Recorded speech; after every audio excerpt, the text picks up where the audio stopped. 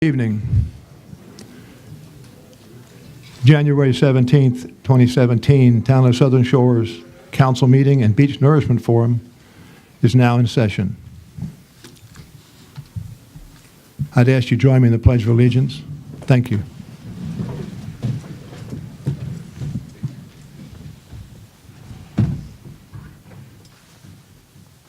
I pledge allegiance to the flag of the United States of America and to the republic for which it stands, one nation, under God, indivisible, with liberty and justice for all. Thank you.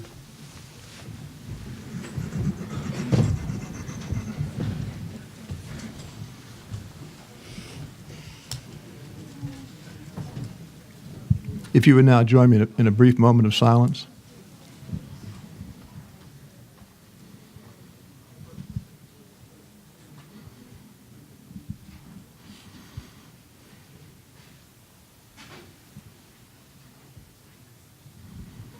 Thank you. Council, I need a motion to approve the agenda for tonight. Motion. So moved. Thank you, Gary. Second. Then. Second. Thank you, Leo. All in favor? Aye. Aye. Thank you. Motion's made and carried. We can move ahead with the meeting. First order of business, I think, is to thank all of you for attending our forum this evening. Appreciate each of you being here. I'm heartened and encouraged by the crowd. It's wonderful to see this many folks out. A special thank you tonight is in order for our speakers, for their time and in agreeing to share their experience and knowledge with us. We're very fortunate to have people with this much experience come and address us, I think, and I'm very appreciative of that. Finally, I want to thank our town manager and Ms. Nancy White with the Coastal Studies Institute for their help in providing contact information and speaker recommendations to me. It was most beneficial for me to have a place to start, and that's where I got my breaking in period. Things you should know about tonight's meeting. The council, to my knowledge, plans to take no action relative to a beach nourishment program or project at this evening's meeting. This forum is simply an opportunity for all of us to become better informed and better educated about beach nourishment and what it means, the process itself. At this time, I'd open general public comment. If you signed up, you can speak, and you have to come to the microphone. And if you signed up, she'll give me the list. Just give us a minute. Give me a minute, sir. Yes, sir. Till I get the list from Sheila. I don't know where you are on the list. Number 3. Thank you. Good number of speakers. Going to take a few minutes. Karen Olivola Price, if you'll introduce yourself when you come up and tell us your address. Thank you. Excuse me. Okay. Hello, my name is Karen Olivola Price. I'm at 18 Ocean Boulevard, and I wanted to thank you all for being here tonight, and I appreciate all your work in helping to keep our town beautiful and safe. As you all know, there's a very serious erosion problem in southern part of Southern Shores, just within a stone's throw of this hotel. This 2,000 feet of public trust beach of Southern Shores is impacted seriously and needs immediate action. The shoreline is a national treasure and must be preserved and restored. After all, our town is called Southern Shores, not Southern Canals and not Southern Pines. Our town is known for its beaches and shoreline. It should come as no surprise that tourism from the beaches is the #1 economic driver of our town. With the beach disappearing, property values and tax dollars will be plummeting. My family has been in Dare County since the 1960s and operated 2 small businesses which relied on tourism from the beach. My sister still lives in the family house here in Southern Shores. Even though I personally do not rent my home as I plan to live here permanently, I do understand that tourism is an important aspect of the local economy, and many of our neighbors have mentioned that they cannot rent their properties with the beach in its current condition. Vacationers will not be willing to spend top dollar on an oceanfront house with no beach. Even people further in the community cannot rent their homes because there is no beach. Most likely, vacationers will choose the beautiful, renourished beaches in our neighboring towns. We have lost so much beach that some of our homes are within 10 feet of the ocean. We are in desperate need of beach nourishment, and we need it now. At the current rate of erosion, we do not have 3 to 5 years to wait. We are one storm away from our homes being completely destroyed. As you know, we all pay high property taxes. Yes, some of the money goes to the county as well as to the town, and Dare County does have a fund that will help the towns that ask for assistance. Kill Devil Hills, Kitty Hawk, and Duck have already asked and are receiving these funds for beach nourishment. It is our turn now. We need to ask and get that money.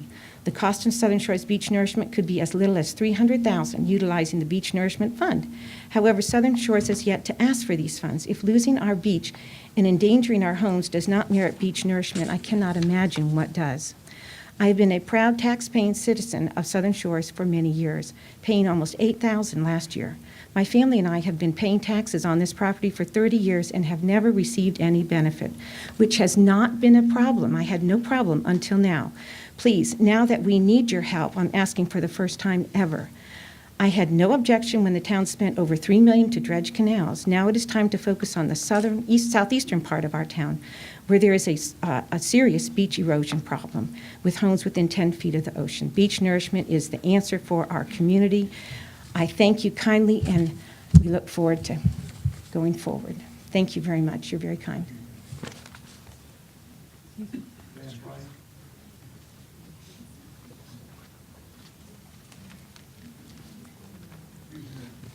Yes, sir. Sir,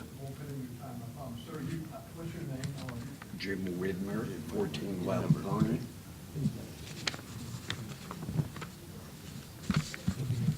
Willie? Not on my list. All right. Thank you. Go ahead, Van. Mayor and councilmen, thank you for your hard work with beach nourishment and the excellent speakers that you have going to speak to us tonight. And I also thank you for the opportunity to speak. I'm Van Price, and I also live at 18 Ocean Boulevard. Beach nourishment is necessary now for 2,000-plus foot hotspot going north from this hotel and can be accomplished by piggybacking with the Kitty Hawk project.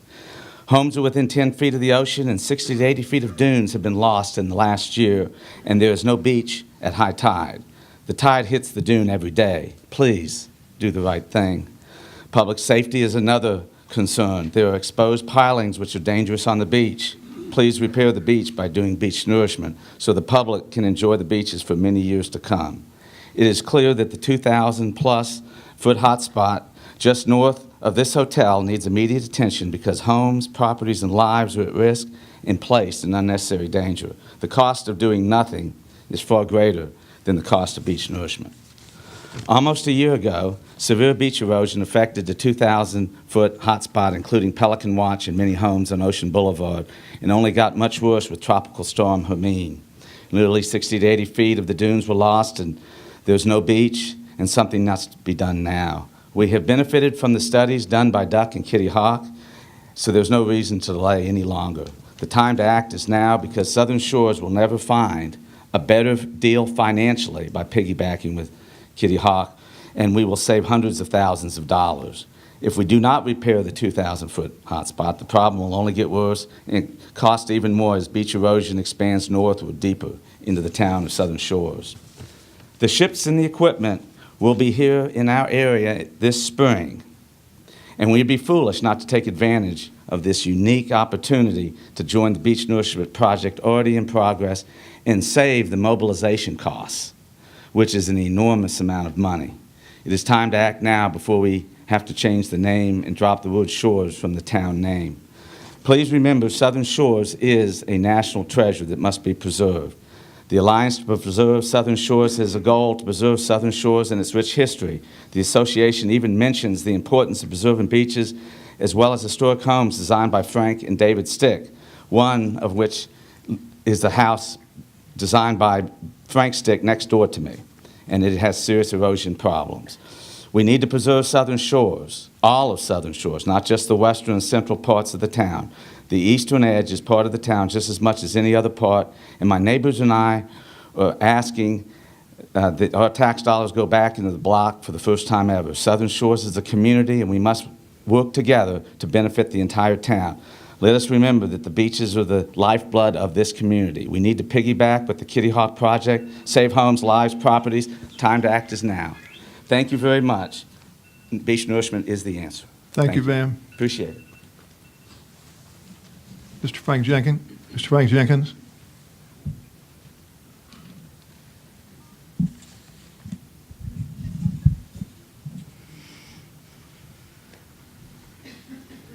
Thank you, Mr. Mayor, respected council members. I come before you as an individual who's come to the Outer Banks for 40-plus years on family vacations. I come before you as a landowner for the past 10 years, owning land in Southern Shores. I chose Southern Shores over a decade ago because of the sense of community, because of the location, and because of one of the most valued assets, which is the beaches. I don't come before you naive. I'm also the managing partner of a regional CPA firm. I recognize fiscal responsibility is imperative in the choices you make. What I would offer, as a mere opinion and observation, is that reinvesting in our assets, one of the biggest of which are our beaches, the destination of tourism, is one of the most essential perspectives that the council should consider. With that, I am obviously a pro-advocate for the beach nourishment, and I ask for your consideration in your future meetings. Thank you. Thank you, sir. Paul Bowen. Good evening, Paul. My name is Paul Bowen, and I'm representing my mother, which owns 8 Seabass Circle. The house was purchased in 1955, was designed by Frank Stick, and built in approximately 1949. I'm speaking in support of the beach nourishment. Unfortunately, more frequent and higher intensity storms seem to be the norm for the foreseeable future. Moving older and classic historical structures made of concrete blocks sitting on a slab would be difficult, if not impossible, task. Losing these historic structures would change the character of Southern Shores. The only viable option is beach nourishment, as is being conducted in the adjacent communities. We have a short window of opportunity here to take advantage of limited MOB and demob costs. Let's not lose this opportunity. Thank you. Thank you, sir. Mr. Donnie King.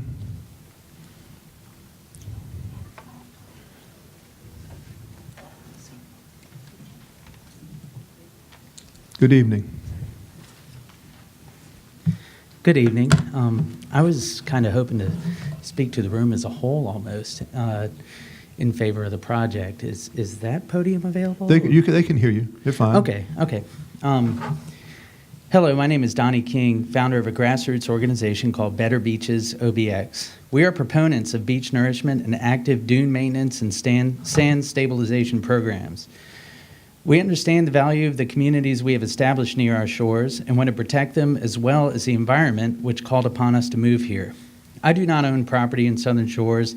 My restaurant is located in Kitty Hawk and my house is in Nags Head. I'm not here to tell you how to pay for the nourishment or what to do with other forms of your infrastructure. I'm simply here to speak for the merits of beach nourishment. We need beach nourishment in Kitty Hawk, and we're thankfully on track to see the project come to life in a few months. We will not get as much sand as Nags Head did 6 years ago, but we will get something to start with. I view beach nourishment as exactly that, a start, a way to begin taking steps to make our communities, as we know them now, become more sustainable. It's not free, it's not forever, but it's a good step to protecting our livelihoods and working towards bigger programs with help from bigger organizations in the future. We just need to start somewhere. The town of Nags Head got started in 2011 with the first large-scale beach maintenance project of any kind in the area for 80 years, a 10-mile beach nourishment project. Since 2011, property values have risen, beachfront structures have survived more than 5 big-name storms, the project is paid off, and most of the beaches are as beautiful as ever. There are challenges, such as the last mile or so past milepost 20, but those areas are still not as bad off as they were in 2010. They kind of look like where my restaurant's located in Kitty Hawk. The next round of nourishment is being planned for 2018 in that area, and some engineering tweaks will now be attempted to further help that last mile, an opportunity that comes with experience and project follow-through. The beach is a vital part of our infrastructure, and not only where our bread is buttered, but for many of us, where that bread comes from.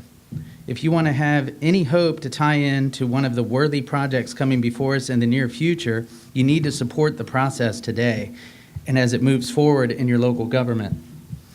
Your town officials have a lot of work to do, and they're willing to do it because they believe it is right for your community. They just need your help and cooperation. They'll do the best they can to keep the tax impact as low as possible and to keep you from losing revenue-producing properties. I urge you to support this project simply because it's working out really well for myself and my home on the west side of the bypass in Nags Head. Thank you. Thank you very much, Mr. King.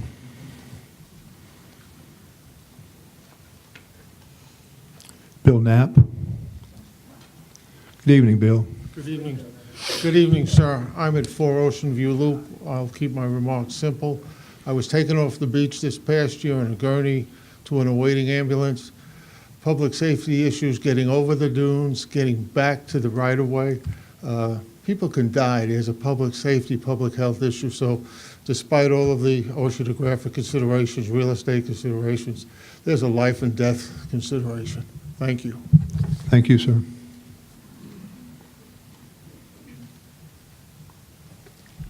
Misty DeSutter. Did I say the last name right, Misty? That sounds perfect. Thank you. Good evening.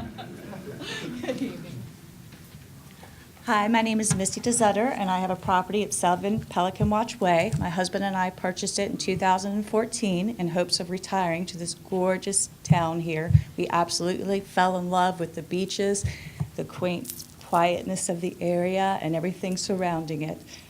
I was able to look up the rental history of my property back to 2005, and my little property has brought in just over $300,000, which gets taxed by the town. So 2% of the tax is supposed to go directly towards the beach nourishment.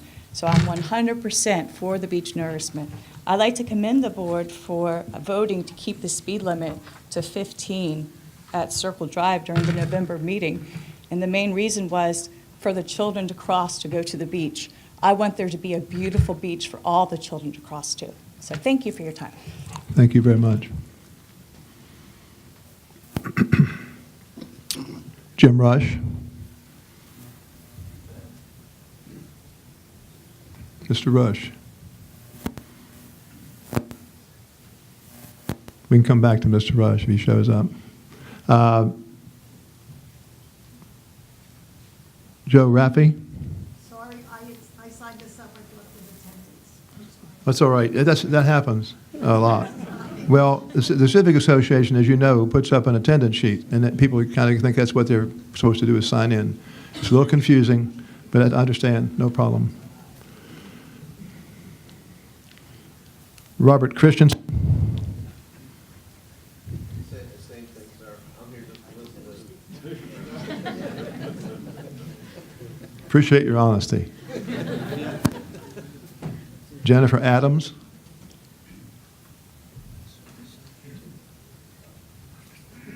Good evening.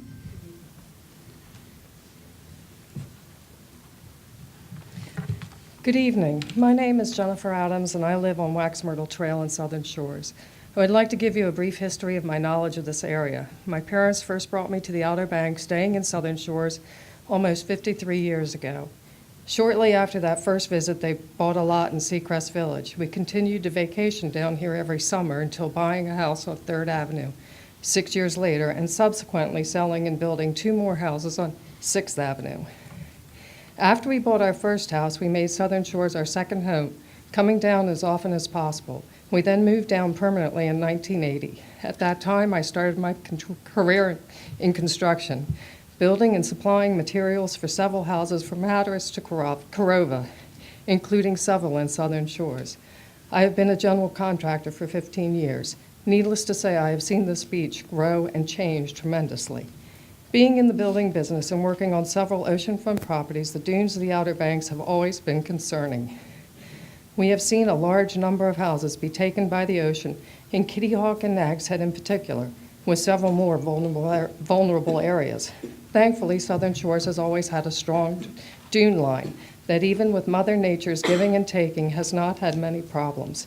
I cannot recall a time that the dune has breached until the last 10 years, and that is mainly in the areas where the town has ramps for vehicle access. Recently, the dune line just north of the Kitty Hawk Pier has been compromised as well.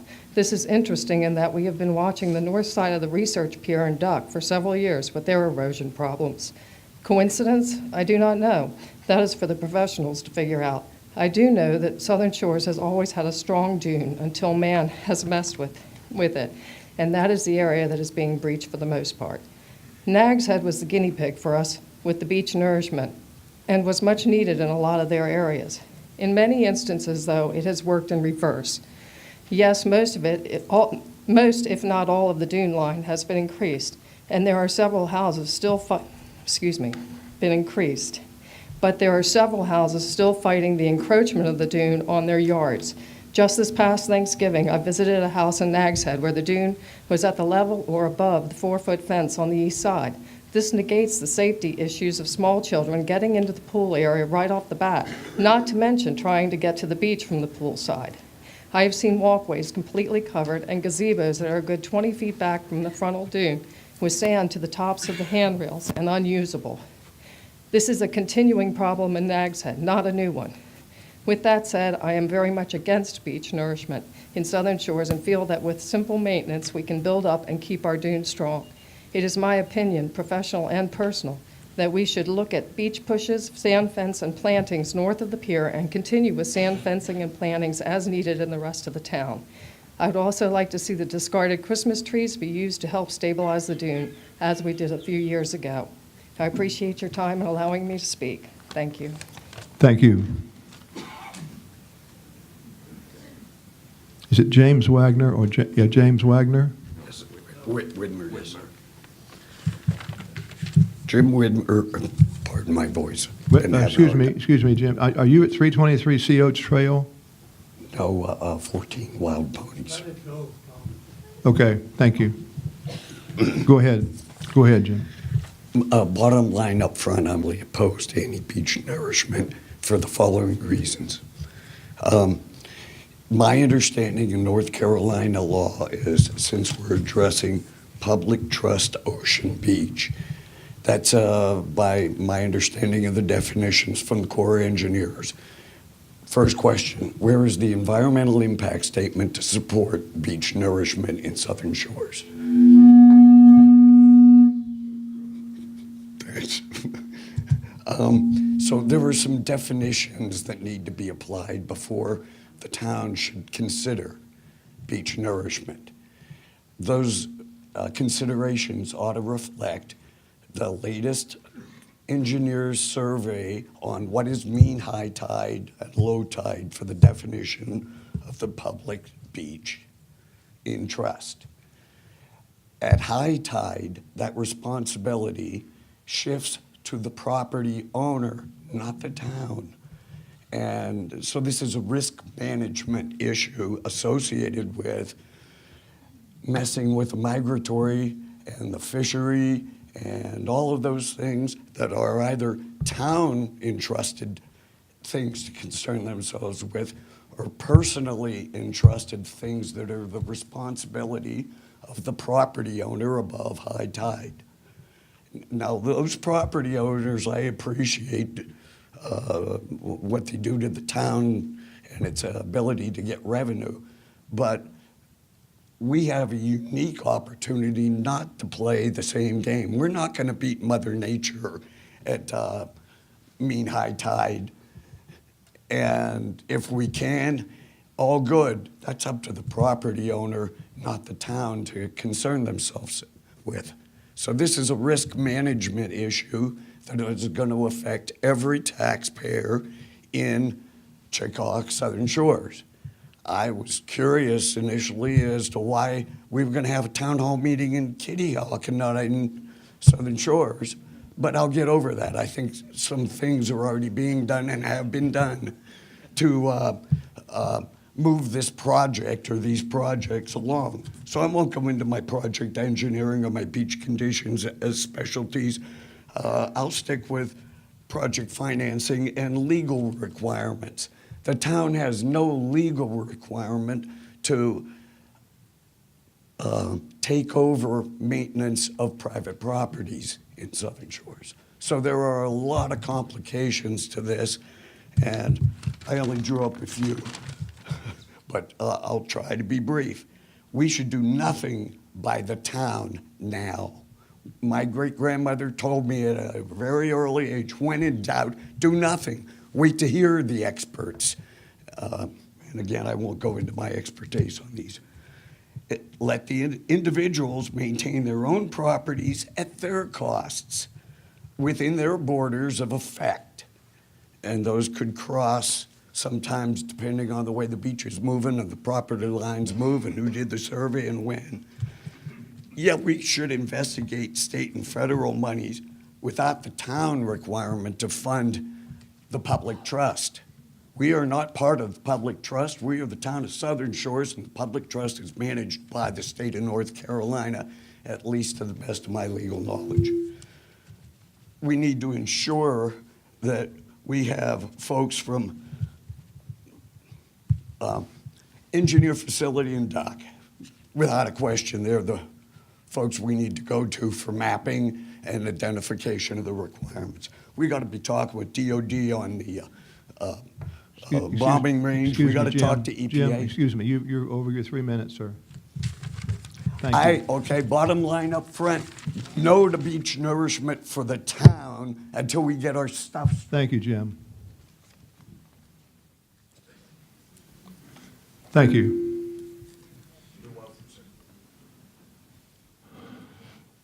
James Wagner.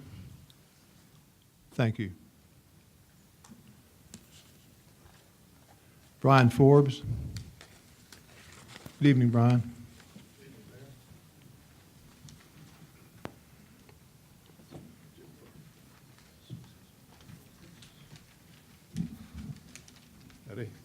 My name is Brian Forbes. My wife and I live in Kitty Hawk and own a rental home at 10 Pelican Watch Way here in Southern Shores, right up here. In addition to paying property taxes for for more than 20 plus years, our 3-bedroom rental unit here generates thousands of dollars in occupancy taxes. We have received little in return for the taxes we pay, yet our tax dollars have contributed to dredging canals, repairing roads, and building a new bridge, none of which we use. We have no problem with any of these expenditures as they are necessary and good for the town. Talking about occupancy taxes, 1/3 of the occupancy taxes generated from our rental home goes back to the town. 1/6 goes to the county, thus reducing the taxes we all would otherwise have to pay. In fact, occupancy taxes are the second largest source of income to the town after property taxes. Rental properties, no matter where the owners live, are good for Southern Shores and for its taxpayers. Another 1/3 of the occupancy taxes goes to the Beach Nourishment Fund maintained by the county. This fund has paid a bit more than half of the Nags Head project and is slated to pay a like amount for the upcoming Duck, Kitty Hawk, and Kill Hills project. It seems only right that beach nourishment taxes generated by my rental property and all the other rental properties located in Southern Shores be used for the beaches in Southern Shores. Thank you. Appreciate it. Mark Ferreira.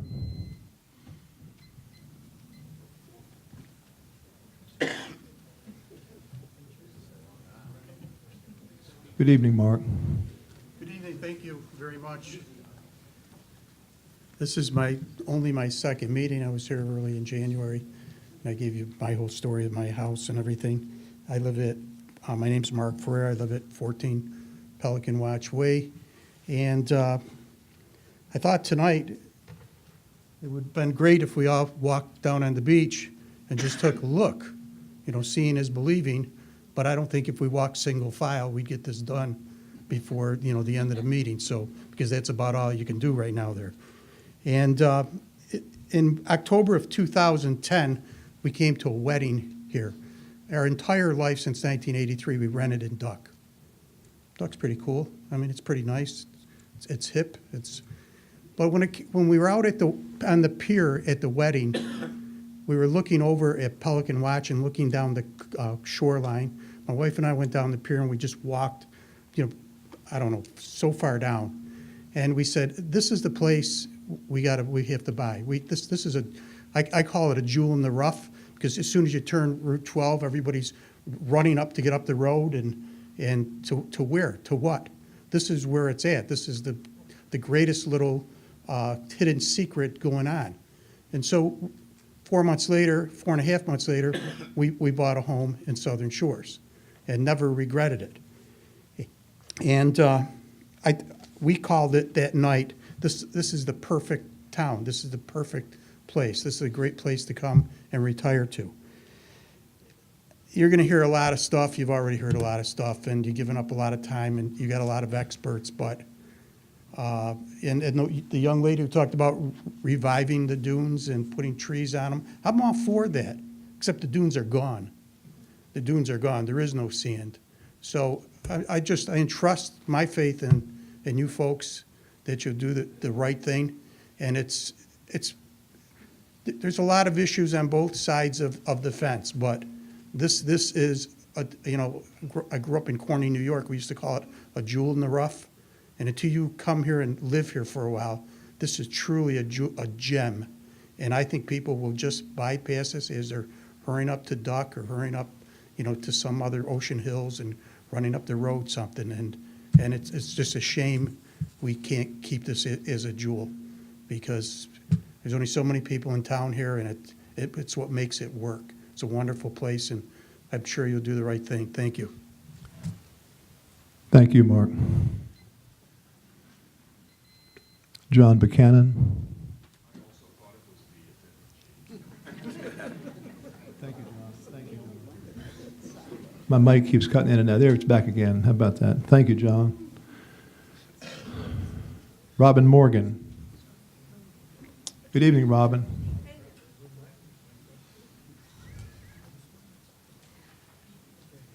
Hi, I'm Robin Morgan. I live at 57 Deer Path Lane, and we also own an oceanfront at 124 Ocean Boulevard.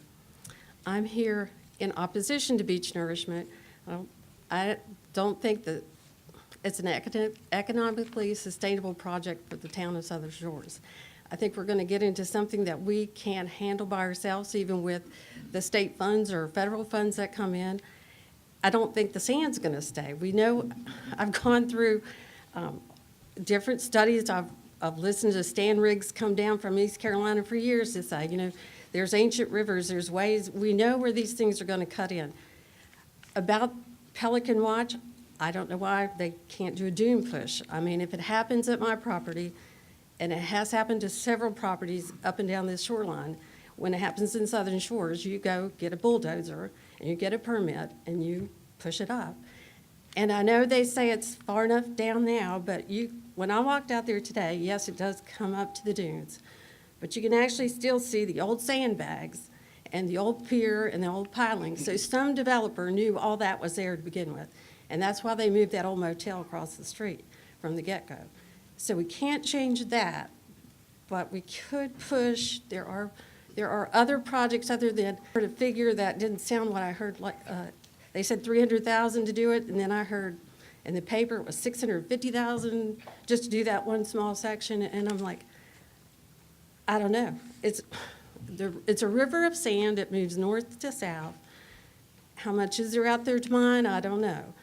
We didn't have the luxury of Nags Head when you have more businesses, more hotels, and we didn't have a $28 million pier to try to save either.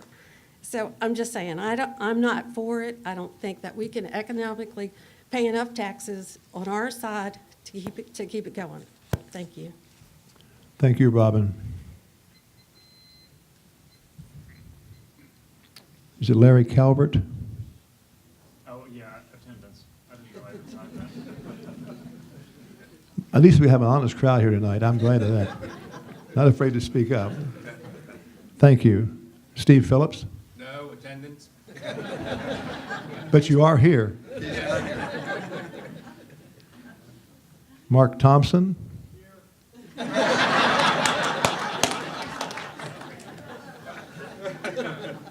Ross, you should be so lucky. You have these people trained just like they... Mike and Barbara Wheatley. Thank you. Ernie Dash, I think. Senior moment.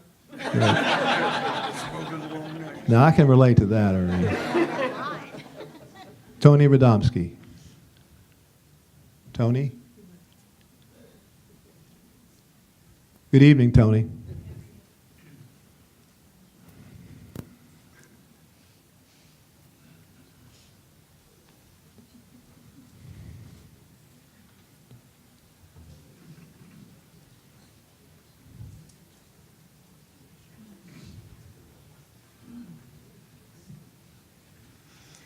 Good evening. My name is Tony Radomski, and I live at 183 Duck Road. The only thing I want to talk about just a little bit is nobody's mentioned the environmental aspect of this. Our turtles do their nesting between May and September, which is right when all the nourishment is going to begin, even for all the little cities. Just a little brief history, the weight of new sand on these eggs that may or may not be laid if the turtles choose to come up can be crushed by the weight of the sand. Also, the temperature of the sand coming from the ocean up could possibly make the eggs shells fragile, which will not allow new turtles to be born. Then let's talk about, not to even mention the sand crabs, the mold crabs, that will all be affected by this as they are crushed and lose their homes. Lastly, the shorebirds will have no sustainable food in our area to be able to eat. So I just hope that everybody does look at the environmental side of this and take that into consideration. They were here first. Thank you. Thank you, Tony. Debbie Newberry. Good evening, Debbie.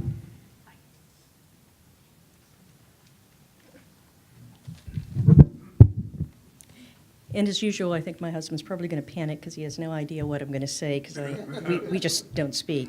But I did want to, the few things that I want to say is that just wanted to start, I'm neither for or against this. I'm not, I'm here to learn. I'm sorry I couldn't make it last week when this was going on or the week before with the first group of speakers. But I think it's really important that this is happening. And I wanted to thank the council for making this happen because this is the way the government should be run. We should bring experts in, we should have people speak, and we all need to listen to what they say and then make our minds up. And I'm afraid a lot of people have already made their minds up before they got here. And to me, it's really important that we listen to this and keep open-minded and think about what it means, not only for our town and for the homeowners that are there, but for the environment, for everything. But it is important. And economically, it's give and take. If we don't do this, it's going to cost us money. If we do it, it's going to cost us money. So we need to think about the big picture as we look at everything, and I'm hoping that we will be eventually seeing a spreadsheet of what this is going to cost us either way. And because I think that's important as we make the decision. And again, I really hope that everybody stays open-minded, and I'm glad I am not on the council because this is not something that I would want to have to make a decision on because it is so important to, I think, everyone in this town one way or another. But thank you. Thank you, Debbie. Tricia Farrenholt. Good evening.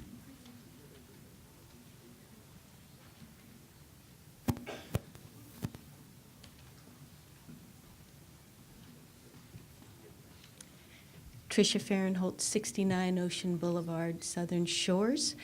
And the last time we spoke, it was on denying a giant monster house across the street from me, so thank you. I bought my house in 1992, and when I did that, it's one of the historic flat tops, just putting a plug in there. When I did that, I got the 100-year erosion charts because I wanted to make sure that my house was in a stable area, even though it's across the street. I know how storms can be. This last storm, the house, that monster atrocity next door to me had 1.5 feet of water in it. The house to the right of me had water all the way up to the house, and my little flat top that sits 18 inches on a tiny rise, thank you, Frank Stick, not a drop. Not a drop, because they were built well and people looked at nature. Well, I'm afraid people have stopped looking at nature. When I was down this afternoon, I came down to Pelican's Watch, and I came to the crossover that Southern Shores Civic Association so smartly just only put a concrete walkway because they knew it moves. So they don't have the normal wooden walkway like they do in the other 30 or 60 that they maintain. I also noticed that the same pilings that were from the Sea Ranch Motel that were there in 1992 when I bought my house are still sticking out, just like they did in 1992. What I did miss, though, was down at my part of the beach where we have put up sand fences and people have put grasses out there and the sand fences have filled. We now have 3 dunes instead of 1 when I bought the house. They don't even have the first piece of sand fence in any of that 1,000, 2,000 feet. And I'm wondering, what are we doing to help ourselves? I bought across the road for a reason. I did not want to maintain all of that or worry or walk whenever there's a hurricane, I walk back and forth, and I didn't want to do that. But it's an obligation when you buy a home on the ocean that you have to maintain your property. And I would just think folks need to probably maintain their property. I did not know until I was sitting here that you already get some money from my occupancy taxes. If you're going to do something, I would say do as little as possible. Look at your erosion chart, see exactly how much really is gone, because it didn't look as crazy as Armageddon as I've been hearing, and I was there today. Also, let's do what we can. And let's do as little as we can, because nature has a way of coming back at us when we do too much and think that we are bigger than they are. Thank you. Thank you, Tricia. I want to commend you guys for finishing up in about 3 minutes or less. I think that's great. All of our speakers have tried to stay pretty much in the time frame. Lorelei DiBernardo. Good evening, Laurie.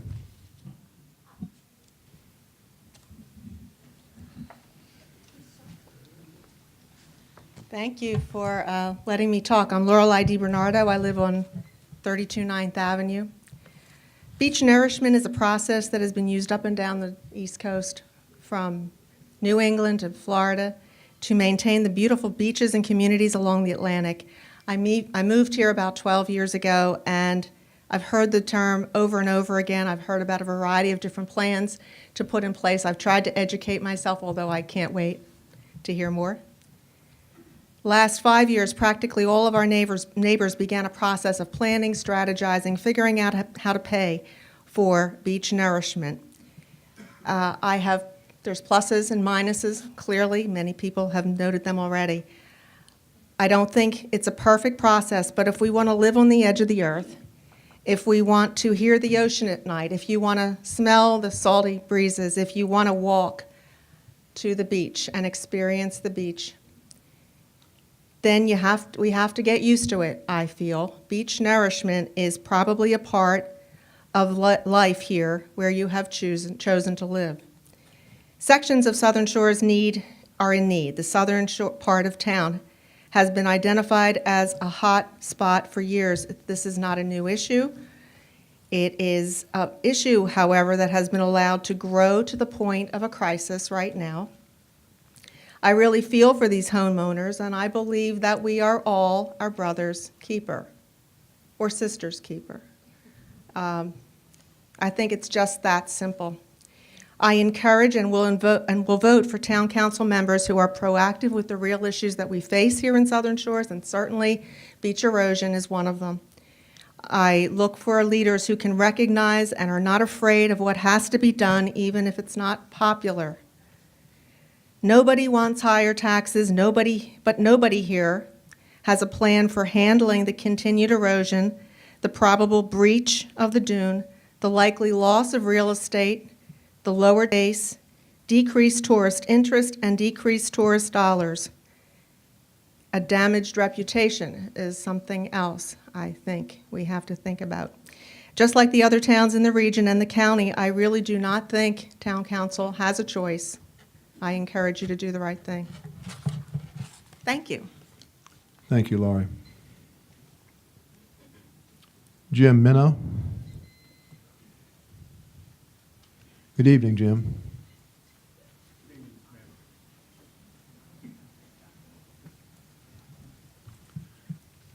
Mr. Mayo, council members, thank you very much. I'm pleased to speak in favor of beach nourishment before you once again.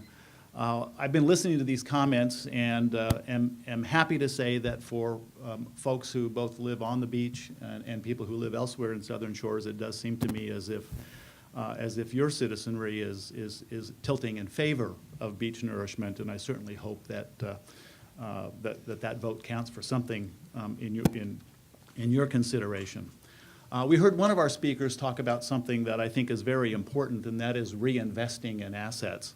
And it is very clear from all the speakers we've heard, and I think the reputation of Southern Shores that the beaches here are our #1 asset. I want to speak a little bit on this whole issue of private versus public, and as well as the tax dollars that are invested by property owners along the beach and really everywhere in Southern Shores in the maintenance of this community and the maintenance of our beaches. At Pelican Watch, there are 24 units. I don't need to tell you that those units are relatively highly taxed because it is a beachfront community, and that property owners have, as many speakers have said, been investing significantly in the tax base and the welfare of Southern Shores since Pelican Watch was built.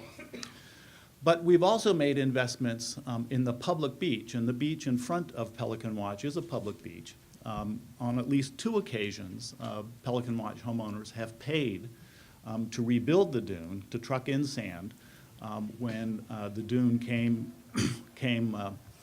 literally within feet of being totally wiped out by these last 3 storms that came through this particular season. That's cost Pelican Watch homeowners about $25,000 each time, $50,000 total, to rebuild the dune and protect the important assets of Southern Shores, including the intersections where Route 12 goes up towards Duck. So we have invested significantly in the maintenance of the private property, and because the beach below that private property is a public beach, it has been an additional investment that property owners have made in the welfare of this community. Finally, I'd say that I was here for 2 of the 3 storms that came through and watched the dune really erode to literally within 5 feet of being completely gone. A 4th storm or a significantly stronger storm possibly would have taken out, likely would have taken out the entire dune, possibly could have literally demolished the 18 homes and the tax base that are along Pelican Watch. So while we invest in this dune to protect our properties, I'd also say that we invest in this dune for the welfare of the public beaches in Southern Shores. Thank you very much. Thank you, sir.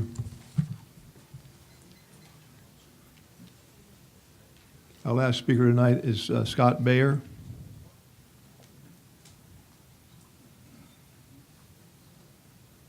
Good evening, Scott.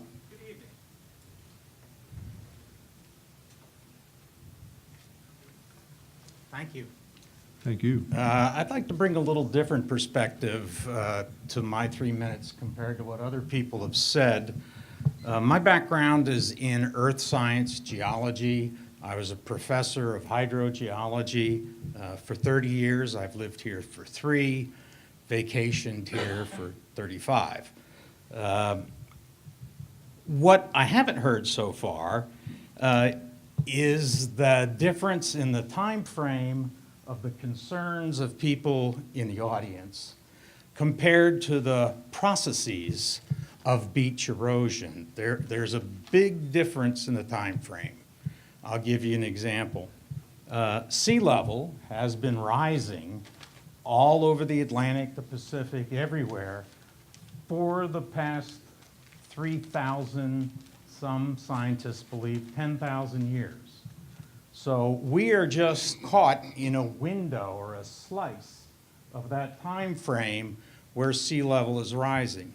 Many of you who study maps, and the engineers that are in the panel likely have seen maps showing the recession of the barrier islands over the last 200 years or so toward the west. That is a natural process due to sea level rise. So over that 200-year period, it has moved more than a quarter of a mile, in some places a half a mile. We are not going to be able to change that, no matter what we do with the decision on beach enrichment. The other part of that is that in the next 100 years, or by the end of this century, sea level right out here is going to rise between 3 and 4 feet due to global warming. And the evidence for this, to me, as a scientist, is overwhelming.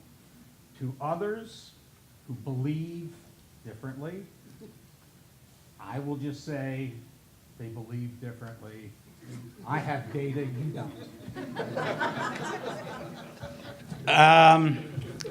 And with that rise, all the issues you've talked about, they're going to be enhanced. They're going to be more frequent, and the breaching of the dunes is going to be more often and higher.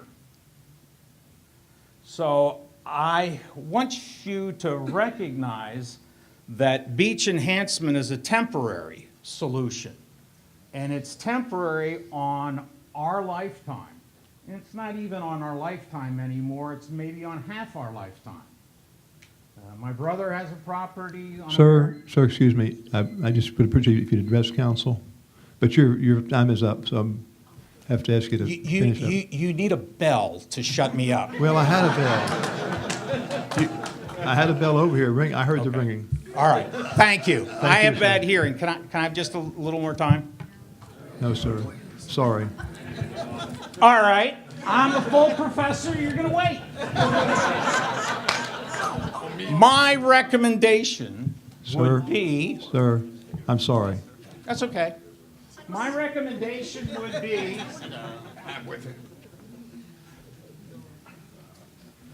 Thank you.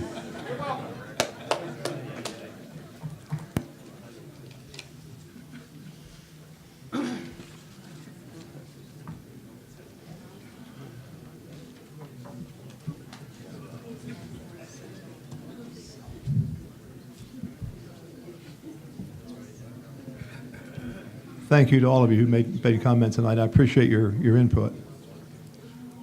You got to relocate your... Prior to introducing the first of our speakers, I want to assure you that there will be a reasonable amount of time after each presentation by each speaker for a question and answer period. I'm going to ask you to probably allow me to hold that to about 7 to 10 minutes after each speaker makes their presentation. That would be like an hour just in question and answer period if you figure the 6 speakers, if my math's anywhere close. Please bear in mind, we want to hear from all of our speakers and hear what they have to say. Also, you may well have a question or questions that would be addressed by a follow-on speaker, so kind of be thinking about that as you think about your question. At this time, I'd like to introduce our first speaker, Mr. Spencer Rogers, and you have a biography of Mr. Rogers there. He'll be our first speaker tonight. Thank you, Spencer.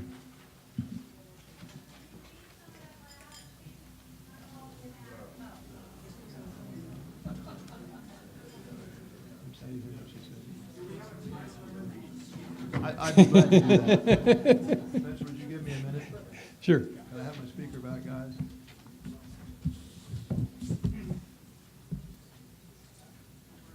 Hey, you all hear me? No, okay. Here I am. Now you can hear me. I can hear it well. Spencer Rogers, coastal construction and erosion specialist. Spencer Rogers has helped private property owners, builders, designers, and governmental agencies to develop hurricane-resistant construction methods, understand shoreline erosion alternatives, and implement marine construction techniques. He serves on the faculty of the University of North Carolina at Wilmington Center for Marine Science and as an adjunct faculty in the Department of Civil, Construction, and Environmental Engineering at North Carolina State University. Mr. Rogers co-authored the book, The Dune Book, a guidebook on dune species, planning, and best management practices along developed shorelines. He also has contributed to the FEMA Coastal Construction Manual. In 2005, Rogers was part of a select group of engineers and scientists on the FEMA Hurricane Katrina Mitigation Assessment Team to conduct coastal damage evaluation in Mississippi, Louisiana, and Alabama. Mr. Rogers joined Sea Grant in 1978, having worked as a coastal engineer for the Bureau of Beaches and Shores in the Florida Department of Natural Resources during his early career. He holds a master's in coastal engineering from the University of Florida and a bachelor's in engineering from the University of Virginia. Yay. Spencer, good evening. Save that one for the questions. Thank you, Mr. Mayor and Commissioners. I appreciate the invitation. At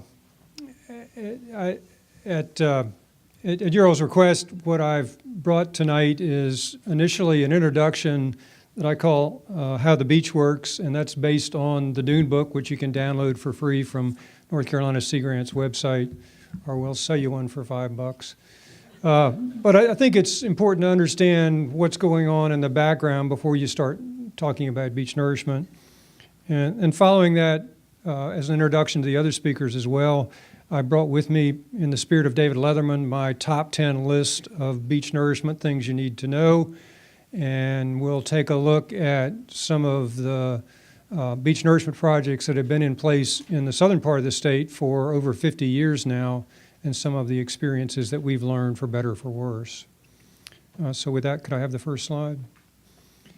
In looking at what's going on out on the beach, the first and most important thing that allows us to live on barrier islands and anywhere near an oceanfront coast is that there's a wave phenomena that occurs as waves move into shallow and shallower water that knocks down and limits the height of those waves. And in our hurricane conditions, we're capable of getting in this area of wave heights over 60 feet. There are other parts of the Atlantic and the Gulf that have measured waves over 90 feet, and some waves now over 120 feet in elevation. Now, one 60-foot wave at the end of the pier in this building would no longer exist. Everything would go away. Much of what we know is development on the barrier island would disappear. But the good news is that 60-foot wave can never, ever get here. And the reason for that is it moves into shallower and shallower water. There's a type of friction on the bottom of the waveform that slows down the base of the wave. It breaks, reforms a smaller wave, and continues on towards shore. And we can map that both in the real world at places like the Duck Pier and our wave gauges, but we can also see it in the wave tank and lots of other places. And it's very consistent and predictable. And as an engineer, I've got to have at least one equation, so my wave height is equal to 78% of the water depth. That's my one equation for the night. But if you want a rule of thumb, that's going to happen when about the wave height is equal to the water depth. So if we're looking at a 60-foot wave in a hurricane, that wave is going to break in about 60 feet of water, and that's a long ways offshore. It's going to break multiple times until it gets to the end of the fishing pier, and it's going to be on the order of 10 feet there. And from there on in, it depends on what the tide is and the water depth on how big actually gets to the upper part of the beach.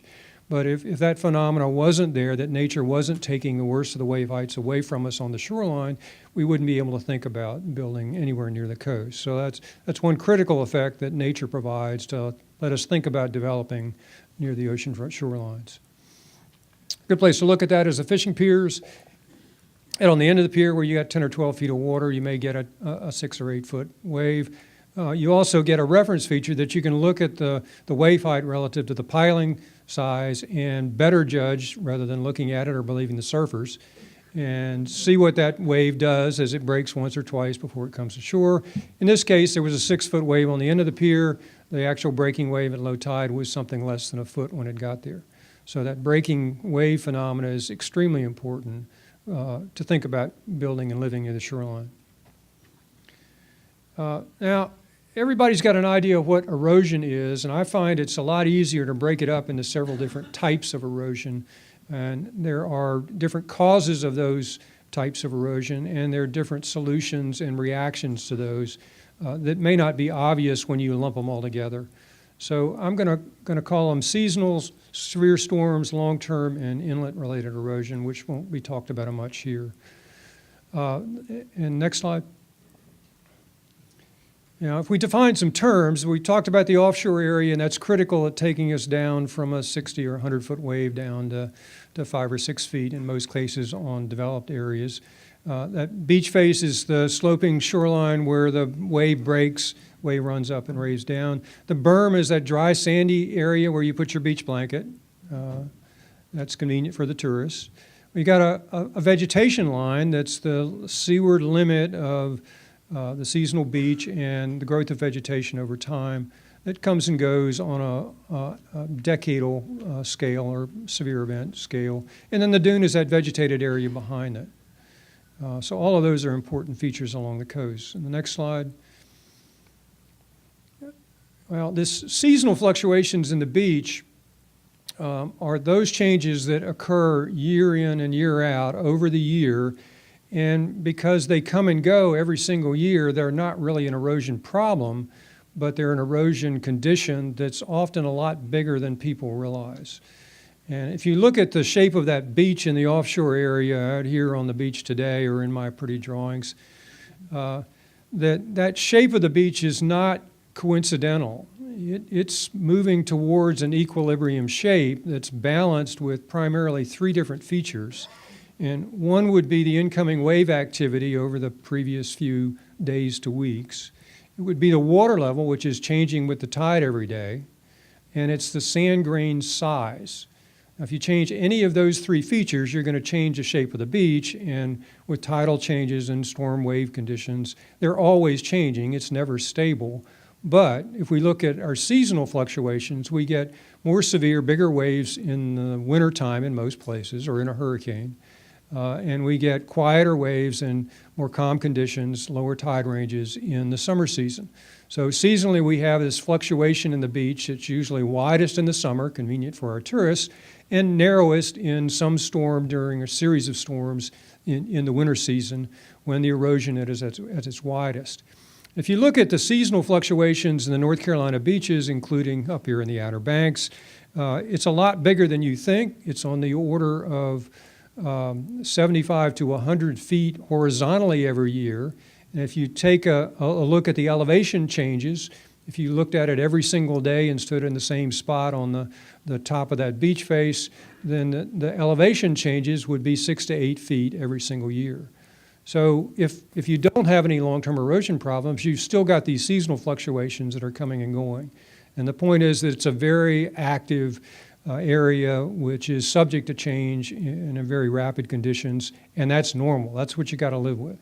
But since it comes and goes every single year, it's not really an erosion problem. It's just an erosion condition we've got to deal with. The next slide. The important feature for that, if you want to know where the heck that is, if you go to any natural beach, the indicator is a vegetation line. And that's because that on these seasonal fluctuations, the worst storms that accumulate over the winter erode back to the vegetation line, and they kill everything that's trying to grow farther seaward. It's rapidly growing seaward on warm weather, but it's these big storms that kill the roots and kill the plants, and that's why we have a fairly linear vegetation line in most of North Carolina.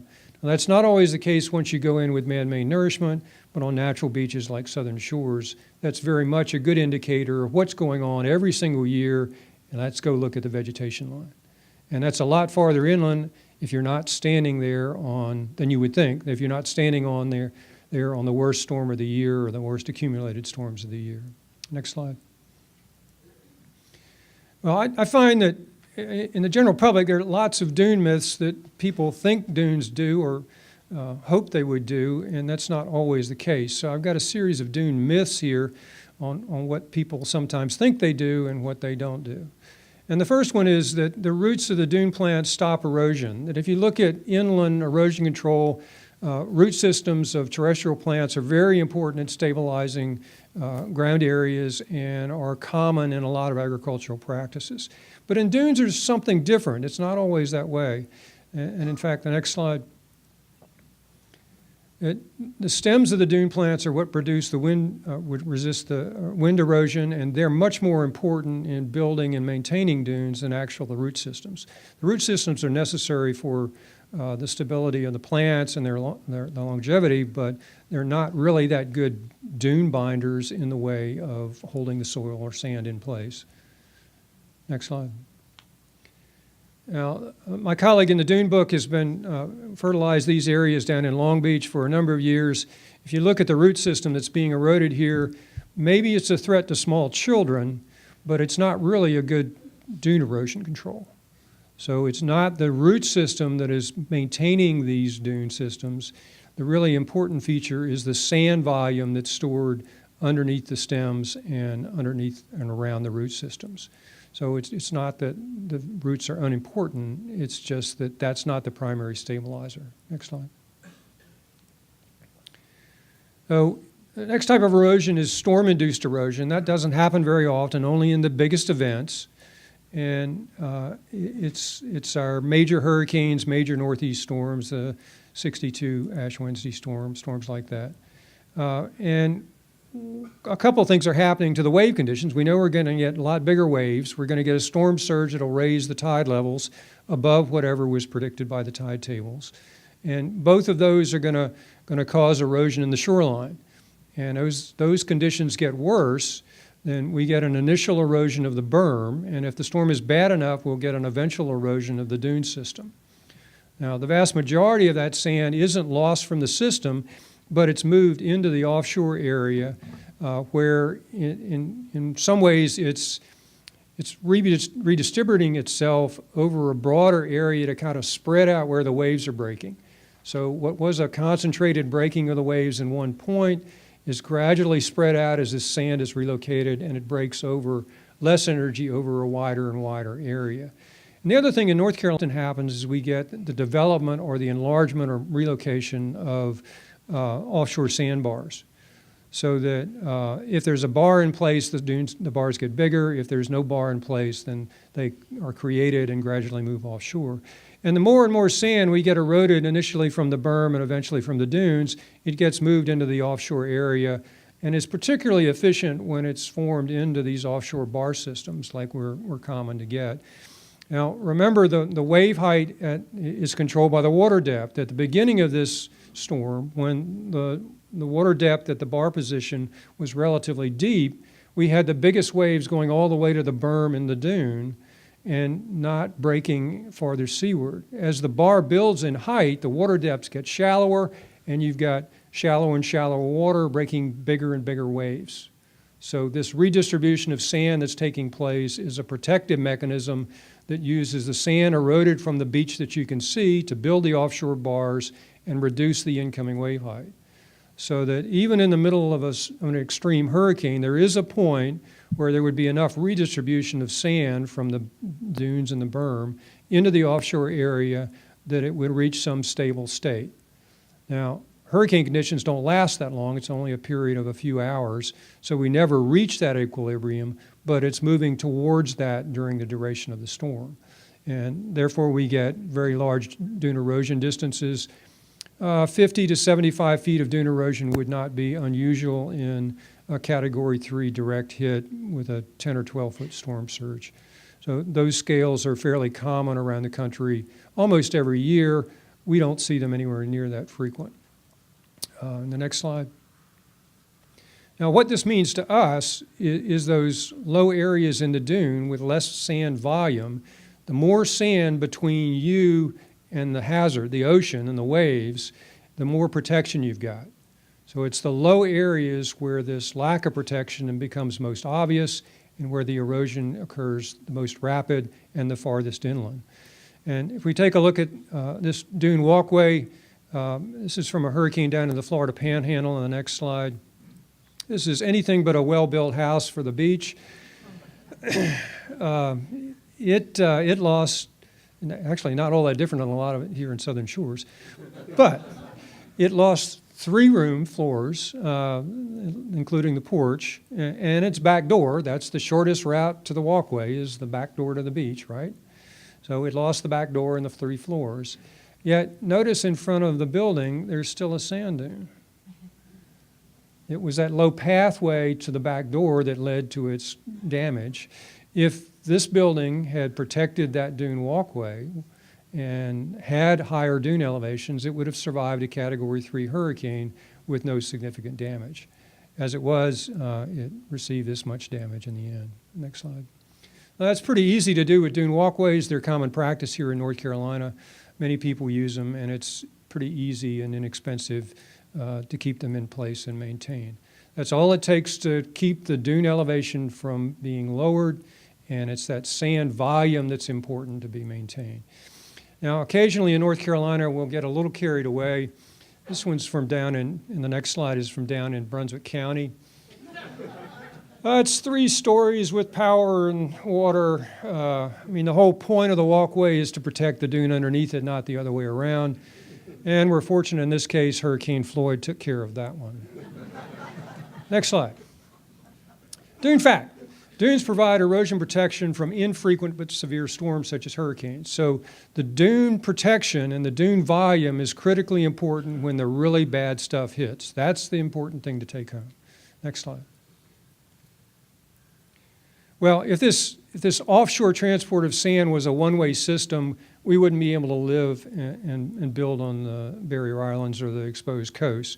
But fortunately for us, most of that sand that was pushed offshore during the storm event only went a fairly short distance, mostly within the length of the fishing piers, a little longer than this one, but most in that close to shore.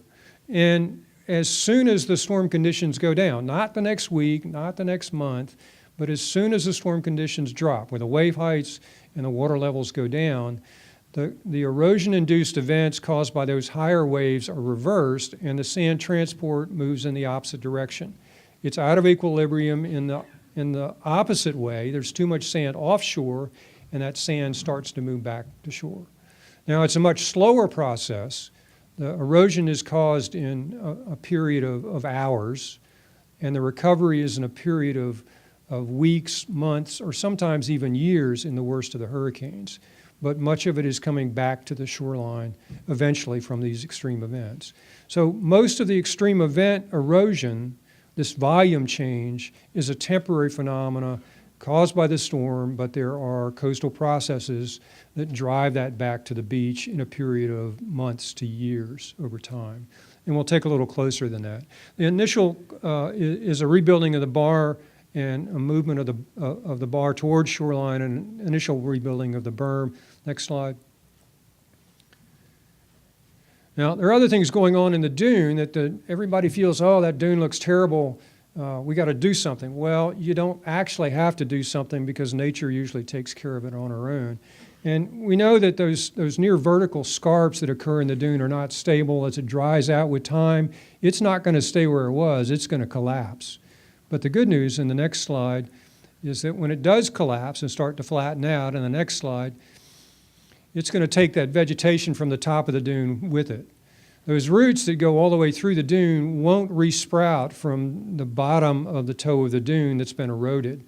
The only way that the dune grasses are going to recolonize is if the viable regrowing parts of the plant slide down the face of the dune and colonize the toe of the dune to start the regrowth process. So there's actually another natural process that initiates the recovery of the dunes, that if we do nothing, that this will take place after the extreme events. Now, sometimes we might want to enhance that, but in many cases, nature will take care of it on its own. The next slide. Well, eventually we get all of the sand that is coming back ashore back on the lower portion of the berm where it's pushed up by the waves. And the normal occurrence after extreme events, the very, very large dune erosion, is we get a much wider beach in berm because that's the limit of where the wave transport can push it. The waves can push it to the top of that beach face, and it percolates into the sand, and the sand won't go any farther. So we get a wider beach when it starts to recover, and we start to get the regrowth of the dunes on farther inland. In the next slide. Now, some people have accused me of taking fuzzy pictures, but if you look at the surface of the sand in here, it is kind of fuzzy. But that's not bad pictures, that's wind-blown sand. And the dunes are not water features, the dunes are wind features. They are built and maintained by wind processes. So if you go out on the beach on a real windy day, at certain velocities, it starts to pick up sand on the beach. And what you feel pretty quickly is your ankles are getting sandblasted, but you don't really feel that much on your face. And that's because most of the sand transport is taking place in a boundary layer about 6 inches to a foot above the surface, where the sand is just bouncing along in fairly high densities when wind blows hard enough. And all it takes to build a sand dune is a source of the sand, which we've got after the storm, a nice wide berm, and we've got regrowing vegetation, which the stems of the plants are excellent at slowing down the wind velocity in that boundary layer. And it forms and rebuilds the dune around that. In the next slide. We got a couple different dune species here in the Outer Banks that are fairly common. American beach grass, the lower plant, and the one with the tassels in the background that's in every tourist brochure you've ever seen on the beach. But those plants are important and critical at stabilizing the dunes, primarily because they trap the incoming sand and keep it from blowing away in the next storm without any effects of the waves. Now, they're actually best at tolerating things. They're not very competitive, but they tolerate nasty conditions that do kill almost every other plant.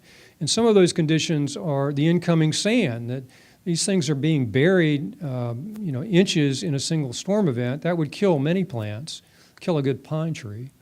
We're looking at salt spray that kills almost everything else, including all the shrubs and trees. We're looking at temperatures on the beach, on the surface temperatures that can reach 140 degrees in the summertime. That would kill most plants. We're looking at lousy soils that don't have enough nutrients to grow practically anything else. So all of that would kill just about everything else, or does kill everything else. But if you put these plants up here in the front of the building and you put a chrysanthemum and a sprinkler's head behind it and a little fertilizer, the chrysanthemum always wins. But they tolerate stuff that nothing else will, and therefore they're critical in stabilizing the dune. In the next slide.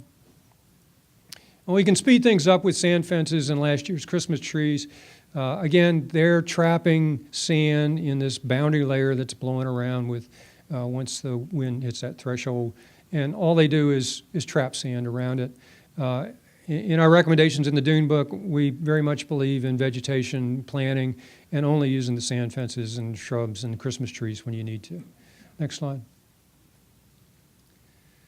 Well, this recovery after the storm reaches some point where all of the sand has gotten back into the berm, and whatever is available to blow back into the dunes, we get rebuilding of the dunes. That may take 10 years in the worst of our hurricanes, but a lot of it does come back in time. But that doesn't mean the problems are gone. Our next problem and our type of erosion we get is long-term erosion. And that's the chronic day in, day out loss of sand that goes away from the system for a whole variety of reasons that all add up to mean we're losing sand from the system. And sometimes, in the worst of the storms, sand has moved so far offshore it doesn't come back. In some cases, we've got other chronic hot spots or wave conditions that focus erosion or big waves in that area that moves it out of the way in longshore transport. Some of it washes over the island and into the sound bays. That's what builds many of our marshes. And since you all live here, does anybody here have a seashell in their house? That's a lot of laughs, so that's a lot of sand and sediment coming off the beaches. But all these things add up in the end, and we in our present place in geologic time, it's normal for most beaches, certainly in the Atlantic and Gulf Coast, to have an erosion problem. And our average, our median erosion in the state is about a foot per year. So if you're eroding less than that in the other half of the state, you've got more of a problem. If you're In most of the places in the state, it's somewhere under a foot per year, but it's significant and it's real and it's not going away. I mean, you heard some comments on sea level rise later. This area, if you're 67 years old, the tide gauges indicate that you've probably lived through a foot of sea level rise. And one of the reasons that our beaches are eroding here, and included in our erosion rate estimates, is that foot of sea level rise over the last 70 years that we've been measuring shoreline erosion here. So long-term erosion is definitely an issue. Next slide. And the next slide. Dune myth number 2, dunes provide protection from chronic erosion. We got long-term erosion. We're sitting in Buxton or Rodanthe. All we need to do is plant a dune and we'll live happily ever after. The truth is, next slide. Dunes are pretty lousy protection from long-term erosion. And in the next slide, some of you that have been around may recognize this house. Let's look at it 2 weeks later in the next slide. It's South Nags Head. Not so good. Some of the biggest dunes in the state, 2 weeks later, fell in. And the reason for that is that there's so little dune in the dune profile itself compared to what is in the beach that it's a relatively small volume when you're dealing with erosion rates. And at this point in time, the annual erosion rate there was about 8 feet per year, maybe 10 feet per year. And that wasn't enough to slow down the erosion there. Next slide. And the fourth type of erosion, Southern Shores doesn't have one and Kitty Hawk doesn't have one, so I'm not talking about it. But if you want to buy an erosion problem, go find an inlet, because typically changes are 10 to 100 times faster and worse than anywhere without an inlet. Next slide. Dune myth number 3, to build a dune, start as close to the ocean as you can. And the facts are in the next slide. Dunes build from the landward to seaward side. And the next slide is taken from some research by my colleague at NC State. So you want to build a big dune, don't go put it back where it used to be. Think about building it from the backside seaward. So in Ocracoke, where we measured some dune building projects back in the 70s, we started off with a flat platform. So that was year one. They enhanced it with plantings and with sand fences and built them as rapidly as they could. The next couple slides go through the second year, the third year, fourth year, and eventually in the fifth year, they ran into the seasonal beach. But notice that there's very little buildup on the backside of the dune. All the growth is somewhat in elevation, but all in seaward motion. So if you want to build a sand dune, don't go start out where it used to be. You need to go back at the back edge of what you want to protect and build it farther seaward before it gets to that seasonal beach. Next slide. And that's the vegetation limit. So to build the best storm protection, start the dune as close to what you want to protect as feasible. And the next slide. That means back of the house. It means the back edge of the dune, not out where it used to be. The next slide. The dune myth number 4 is a big dune is always more protection than a small dune. Any realtors here? Location, location, location, and the next slide. The smaller, more landward dunes can actually provide a lot more protection than you might think. And as an example, I bring you from Topsail Beach. This is an area where the owner of this house was buried by overwash in Hurricane Bertha and Fran, and got tired of rebuilding her sodded front yard with an excavator. So she lived on a corner. She decided to leave the overwash in place. This is the second row house, so it undermined the houses in front of her and left a couple of them standing. But she replaced her sod on top of the overwash material and put in a new mailbox out front. So when Hurricane Floyd hit in 1999, her cleanup was a garden hose and a push broom underneath the house. Yet if you look at all the other owners in here that excavated their front yards, they were buried by 1.5 feet of overwash again for the fourth time in 4 years. So that little dune was enough to protect what was a 75-year hurricane event in Topsail Island. Next slide. So that little dune farther landward is a lot more important than you might think. Don't discount the protection you can get, and always start as far landward as you can, close to what you want to protect, not way out there where you may want it eventually. You might get it, but you're a lot more secure farther inland. Next slide. So you can use sand fences and Christmas trees, but vegetation is a lot more practical if it's going to be a recovered area. Next slide. A lot of people use sand fences, but planting actually has lower maintenance and no debris. It's best for use for erosion control, and you can trap sand too far seaward. Like I say, if you cut off the sand supply, it's not going to get to more landward dunes. Too much sand fencing is not necessarily a good thing. Next slide. And this one is actually from Southern Shores. Anybody recognize this guy? Beach bulldozing is dear to the heart of many people here in North Carolina and is a relatively easy permit. Because of the way it's permitted is limited and the way it's practiced in North Carolina, it's best thought of in my book as something like what husbands should do during childbirth. You know, go tell them to boil water, keeps them out of the way, and something to do. So, you know, beach bulldozing really doesn't work. It makes you feel better, and you know, you spend some money and it sits there a while, but by the time the first couple storms have come through, if it's going to be returned to the beach, it's usually gone by the time you need it. And it's way overused in North Carolina. So spending money on beach nourishment, on beach bulldozing may make you feel better, but in practical terms, that's about all that you're going to get out of it.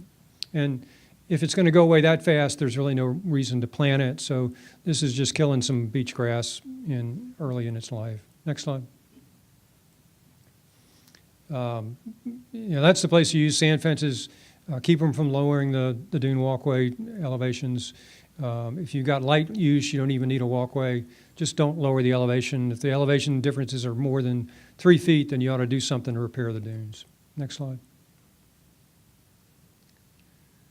So with that, I refer you back to the Dune book if you got any questions on those details. Well, let's move into the Outer Banks on shorelines and beach fill expectations and get on to my top 10 list in the next slide. The top 10 things you need to know. Number 10, and I can't read that, OBX has a long-term erosion problem.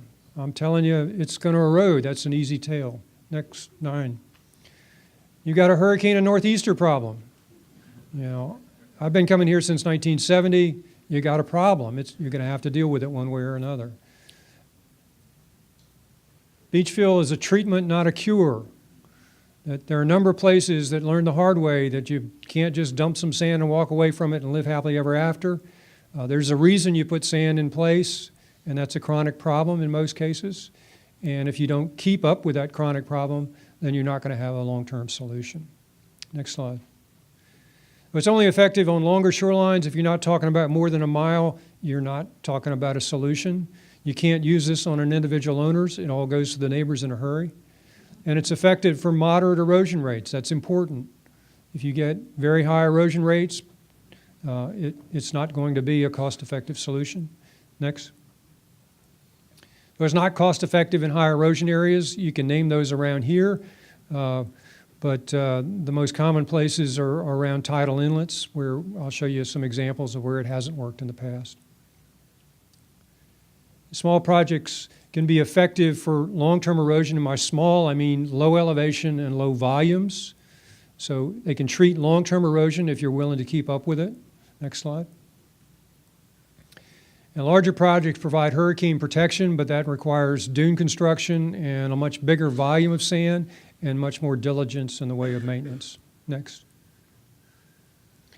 Beach nourishment is expensive, and the last but not least, inaction may be more expensive, so for oceanfront owners and for the town.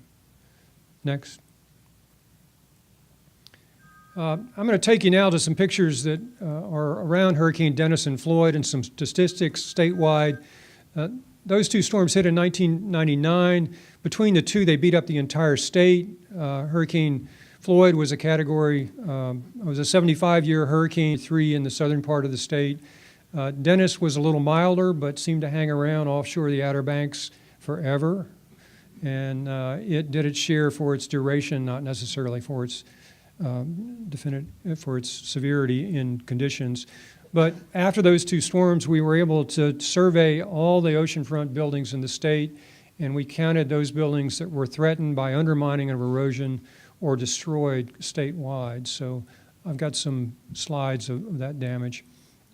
We've got the Virginia line up at the top and the South Carolina line down at the bottom, with all the communities in North Carolina from top to bottom. The red areas are buildings that were destroyed, and those were defined by local governments on what they condemned and were not allowed to rebuild. And the yellow buildings are the ones that were threatened. A threatened is a real simple definition. It just means undermine of any single building piling underneath the building. It may be one piling, it may be the entire building in some parts. Oh, the next slide. Oh, in these cases, these buildings were entirely undermined by Hurricane Floyd in the southern part of the state. They were classified as threatened, but so was a building if one piling was threatened. So it's a fairly crude definition, but it gives you an idea of how many buildings are close to the edge, if not over the edge. Next slide. One of the things that's obvious in this, in the central part of the area in Dennis and Floyd, there were very few buildings destroyed in the worst hit areas. Anybody want to guess why that was? Took out 200 buildings in Hurricane Fran. So everything in the worst hit area that was going to fall down was already down. So that the worst damages were actually in the southern part of the state in Oak Island, where they lost 50 buildings in that case. It was the first of the storms of the 90s that crept far enough south to the state line for landfall that put Oak Island at risk. They'd missed Fran and Bertha. Next slide. And it also explains a number of erosion hotspots. If you see those, that all of those are areas that have chronically had problems, like Oak Island was the leader with 245 houses were threatened. Next slide. Now, 2 of the oldest hurricane protection projects designed by the Corps of Engineers are located in North Carolina, in Hanover County. That's Wrightsville Beach and Carolina Beach. Both of those have been in place since 1965, not entirely with maintenance, as I'll show you in a minute. But 3 of those, and a new one in Curie Beach, also in Hanover County, were in place prior to these hurricanes in 99. So we were very interested in whether the Corps' 50-year dune was adequate to protect these buildings from erosion. The next slide. Turns out statewide there were 968 buildings destroyed or threatened. 65 of those were destroyed. In the Corps' Nourishment project, next. Anybody want to guess? He's too quick on the draw. Now, I looked really hard for some buildings, and I would have put one in there if I could have found it. But within the project limits protected by the Corps' dunes, there were 0 buildings undermined in a 75-year flood. So it was a 50-year dune and a 75-year event. As you'll see, the dunes were consumed, but there was no erosion under the buildings themselves. So where you have long-term beach nourishment, you have good design, you've got relatively moderate erosion rates, and good maintenance, that the hurricanes of the 90s proved that these dunes and projects work very well. Next slide. Now let's take a closer look at Wrightsville Beach. This went in 65. Source of the sand is down here at Masonboro Inlet. Worst of the erosion is up here in the middle of the island. I've got some pictures from there, been taken over the years. And next slide is one of the wider areas of the beach. I chase hurricanes all over the country. I really like to commute. This is actually my backyard from the 1990s. The hurricane return periods of Dennis was a 4-year return period, Bertha 12, Bonnie a 37, Floyd a 75-year return period, and Fran a 120-year design event. This is in 4 years in my backyard. The nourishment projects are on both sides of me on the oceanfront, so that pretty well represents the severity of the storms they get. That was a very good test of projects that have been in for 50 years. So let's look at Wrightsville Beach. In the middle of Wrightsville Beach is accreted in part due to a jetty on the south end, and the wider portions of the dune, absolutely nothing happened because of the width of the dunes. All 5 events, that little bit of overwash and a pathway was the sum total of any impact on the southern end of the beach. Now, in the hot spot in the middle of Wrightsville Beach between the 2 bridges, in the next slide, is an area I've been following. I came in 1978 and started taking pictures. The projects were built in 1965, but for a variety of reasons, they lacked maintenance. And part of that was they couldn't get the money in the pot at the same time between state, federal, and local monies. And part of it was the happily ever after theory that we built it and that we don't need to do any maintenance. They finally got their funding act together in 1980 and rebuilt the project. Next slide. It's 250 feet of beach width, and this is the same house we were looking at before, and we'll follow.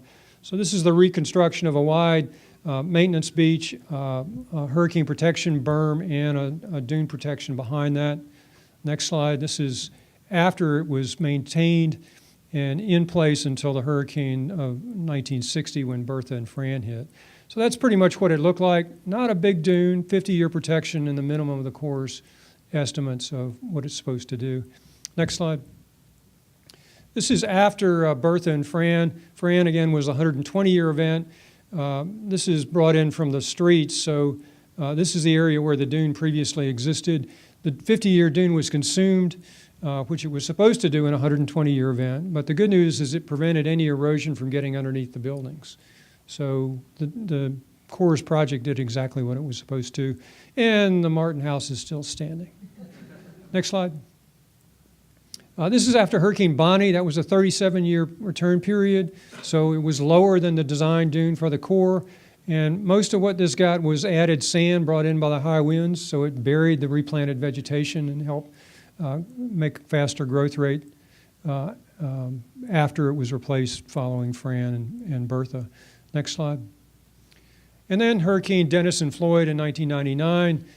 Martin House is still standing. Back edge of the dune was up here where the landscaping is. And again, they got some overwash and waves underneath the buildings, but there was no erosion under those particular buildings. And as I say in the study for Dennis and Floyd, there were 0 buildings eroded during those 2 events. Next slide. And this is what it looks like in 2003. Next slide. This goes up to 2006, and the slide by slide next is 2006 and 1979, which is 79 was pretty much what it looked like in 1965. So that's the history of beach nourishment in Wrightsville Beach. The bad news is in 2006, they tore down my house, and that's the last you'll see of that old guy. Next slide. Okay, so observations on smaller nourishment projects. While the big ones did as expected and did provide hurricane protection, 2 of the interesting sites would be at, that's Figure 8 Island is the top one, and the second one is, that's too far away for me to read. Bald Island. Those have used nourishment at low elevations with no dunes for long-term erosion protection. And if you look at what happened in Hurricane Floyd, it went right over the top. It still caused dune erosion, and it still threatened a bunch of houses. So that's useful if they're a long-term erosion problem, but if you're not going to build the dunes and maintain them religiously, you're not going to get the hurricane protection out of them, as we proved in Hurricane Floyd. Next slide. This is Figure 8 Island. All of those buildings were undermined, but none of them toppled in this particular event. Piling foundations weren't great. Next slide. Now, those were the successes of beach nourishment. I think we're in a learning curve of beach nourishment here in North Carolina, but most of the projects that have been built started after 2000, other than Carolina and Wrightsville Beach. And there have been some definite learning problems. This is from Ocean Isle. They have a Corps of Engineer and Design project in the middle of the island that has done quite nicely since the mid-2000s. But in their wisdom, the town board decided that they wanted to add on some extra sand to their project. that the Corps was going to build anyway. It was bargain sand, so they put up a few $100,000 worth of sand in this area closer to the inlet, and it lasted for 2 months. Now, the things I mentioned in the top 10 is this is an area of very chronic erosion. It's close to an inlet, very high longshore sand transport into the inlet, and it's not a good candidate for beach nourishment. And the Corps purposely didn't include it in their project because they knew it wouldn't stay there. So proper design of these projects is important. There are some places where it's going to work and be cost effective. There are other places where it won't. One solution doesn't fit everybody. Next slide. This is the same area that was 2 months after they put in a couple $100,000 worth of sand. Next slide. That's also an area where one of the terminal groins is proposed as a long-term solution at the inlet site. Next slide. This presentation was actually initiated before the NAGSED project. And I think one of the challenges in some places is that we don't really know how beach nourishment is going to perform. And some places just build it and see how it does. And I think South Nags Head is one of those areas. There are plenty of problems down there. It's got a high erosion rate. And we'll never know until we build it and monitor it. And you may hear something from that in one of the next speakers from Tim Connor. So sometimes you just got to build it. Next slide. And in every case, you got to be prepared. So with that, I'll open it up to a couple questions. I'm sure I've talked longer than I was supposed to.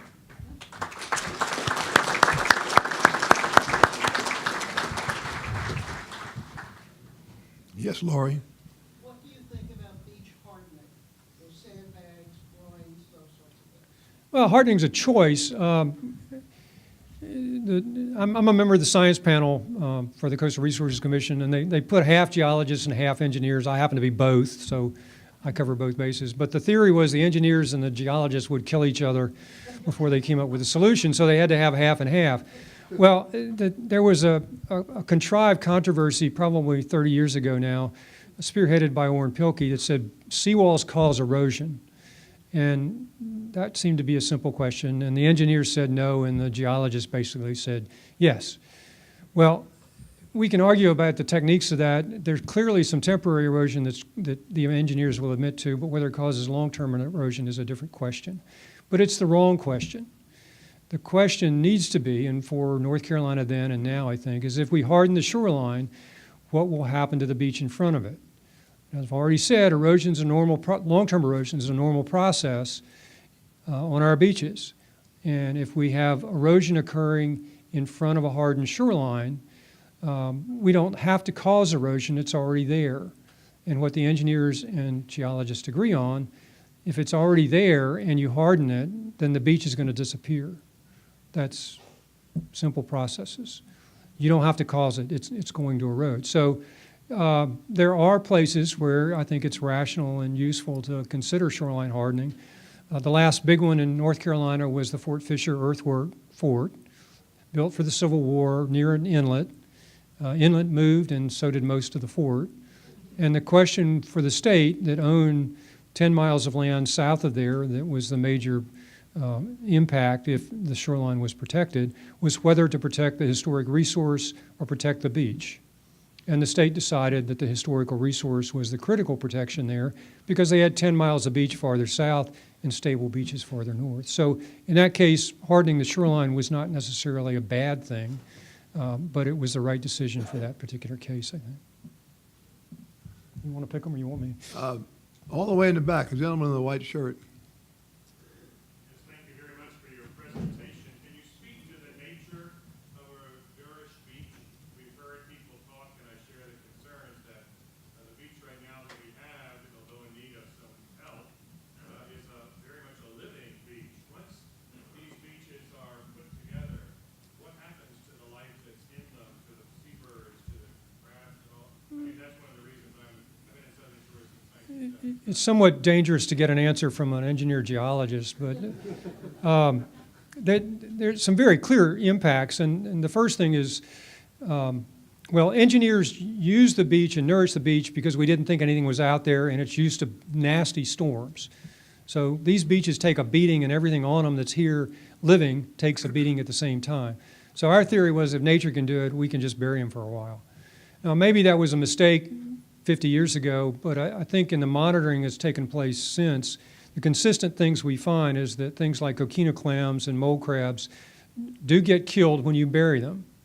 And we've spent a ton of money monitoring it, and what we consistently find is there's a relatively quick recovery in the first year, sometimes a little longer than that, but usually in the first year. And, you know, we haven't done very well at mitigation. You know, we can grow mole crabs and coquina clams if we want to, and we can transplant them from areas where they are and are about to be buried if we chose to. But the permit system has chose to put all our money into monitoring, not really trying to mitigate their recovery. So we could do a better job.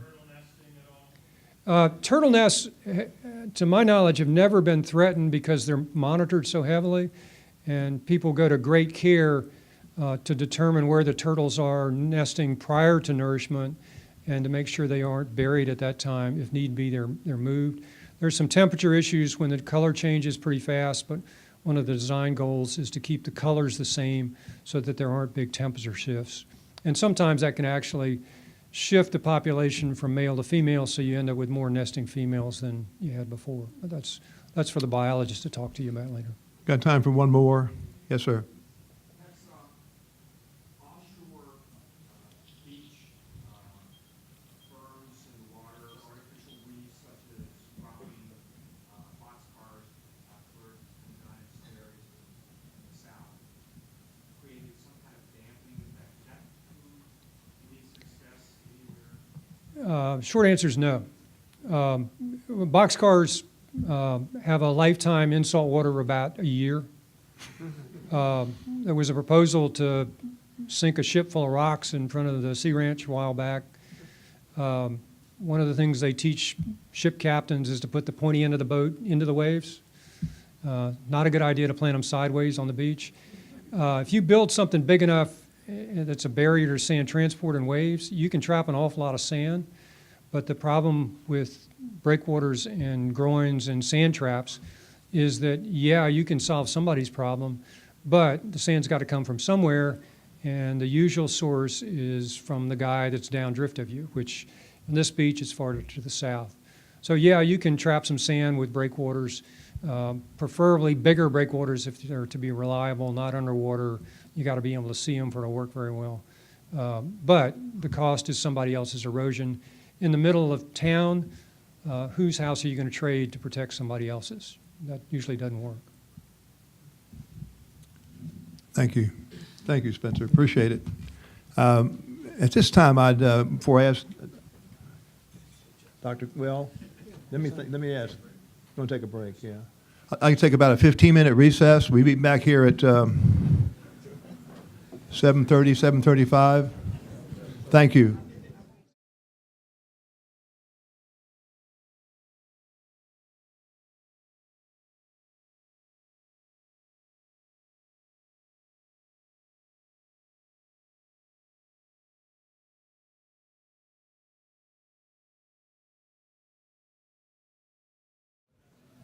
Our next speaker is Dr. Reed Corbett.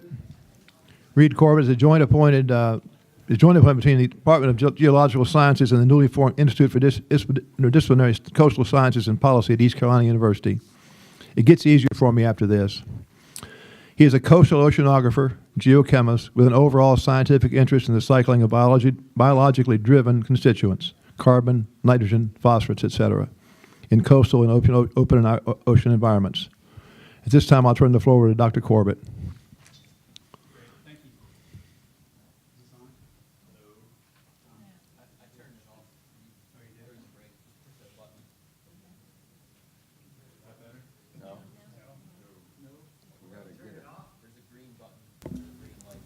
I'm on now. Thanks, John. So as a professor, whenever I have a long class, I never give a break because you only get half of them back. And so for those of you that stuck around, I appreciate it. I want to give a perspective on the dynamics of the shorelines here on the Outer Banks and provide a bit more data closer to home for southern shores. As most of you are aware, the barrier islands here on the Outer Banks represent about 320 kilometers of islands. We have, on one side, we have the North Atlantic, and on the other side, we have the second largest estuarine system in the U.S., the Albemarle-Pamlico estuarine system. And our barrier islands are sort of being squeezed from both sides. That's one thing to recognize. Granted, we're focused here on the Atlantic side and on the beach. These beaches bring in a huge revenue to our state, to our local communities as well. What I want to do is focus on the dynamics of the coast. And in particular, I want to look at the shoreline dynamics on different timescales. And based on, I had several calls from citizens within Southern Shores asking if I could present something, and there's questions that have come up on what nourishment might do to a beach from a sand perspective, from a sand perspective, and from the ecology, right? So that's been mentioned several times. All right. So for barrier islands represent about 6% of coastlines across the globe. And so we're not alone in the problems that we're facing here on the Outer Banks. And I should mention that I am a citizen of the Outer Banks. I live in Kill Devil Hills, and so I'm familiar with what's going on by living here, but also by studying the Outer Banks. For those of you that have been on the Outer Banks for any time, you've heard Stan Riggs talk probably many times, pounding the table, pounding his fist, and has really tried to drive home the importance of the underlying geology and how these barrier islands have been shaped in the geologic past, but also today. And we see that pretty keenly with the Kitty Hawk erosional hotspot, right? That's an old paleo inlet from the Roanoke River. And so we have to take those things into consideration when thinking about how these barrier islands are changing as we move forward. Now, thinking about the morphology of these barrier islands and how they change and the timescales, there's lots of things that drive change, and I've sort of listed many of them here. Right? So the sediment supply, many things that Spencer spoke to already, the tides, alien transport or wind transport, and certainly importantly, our storms. Storms play a very important role on the short term of what these barrier islands are doing. I went on NOAA's website, and what you see here are the named storms that came within about 50 nautical miles of Cape Hatteras. Right? There's a lot of lines on that graph. Right? Storms do play an important role in shaping our coast here on the Outer Banks, or anywhere for that matter. We have sort of a long history of storms here on the Outer Banks, not just hurricanes, but sometimes more importantly, nor'easters. And so we have to take that into consideration, the timescales at which these occur. We become much more aware of the importance and the significance of sea level rise across the state, across the globe, and the influence, the impact that's going to have in the not too distant future. So those are the things we have to take into consideration, and again, things that Spencer has already mentioned. The evolution of a barrier island does take place on timescales of hundreds, if not thousands of years. Right? That long-term erosion rate that leads to the retreat of these barrier islands is a natural process. It's a process that gets slowed, if you will, on a built barrier island. Right? It's something that we are manipulating today by building on our barrier islands. We have to learn to live with it. We have to look at how these natural processes take place, how we can live sustainably, and working with Mother Nature as we look at future change. So what I want to start with is the idea of shorelines and shoreline change here in North Carolina.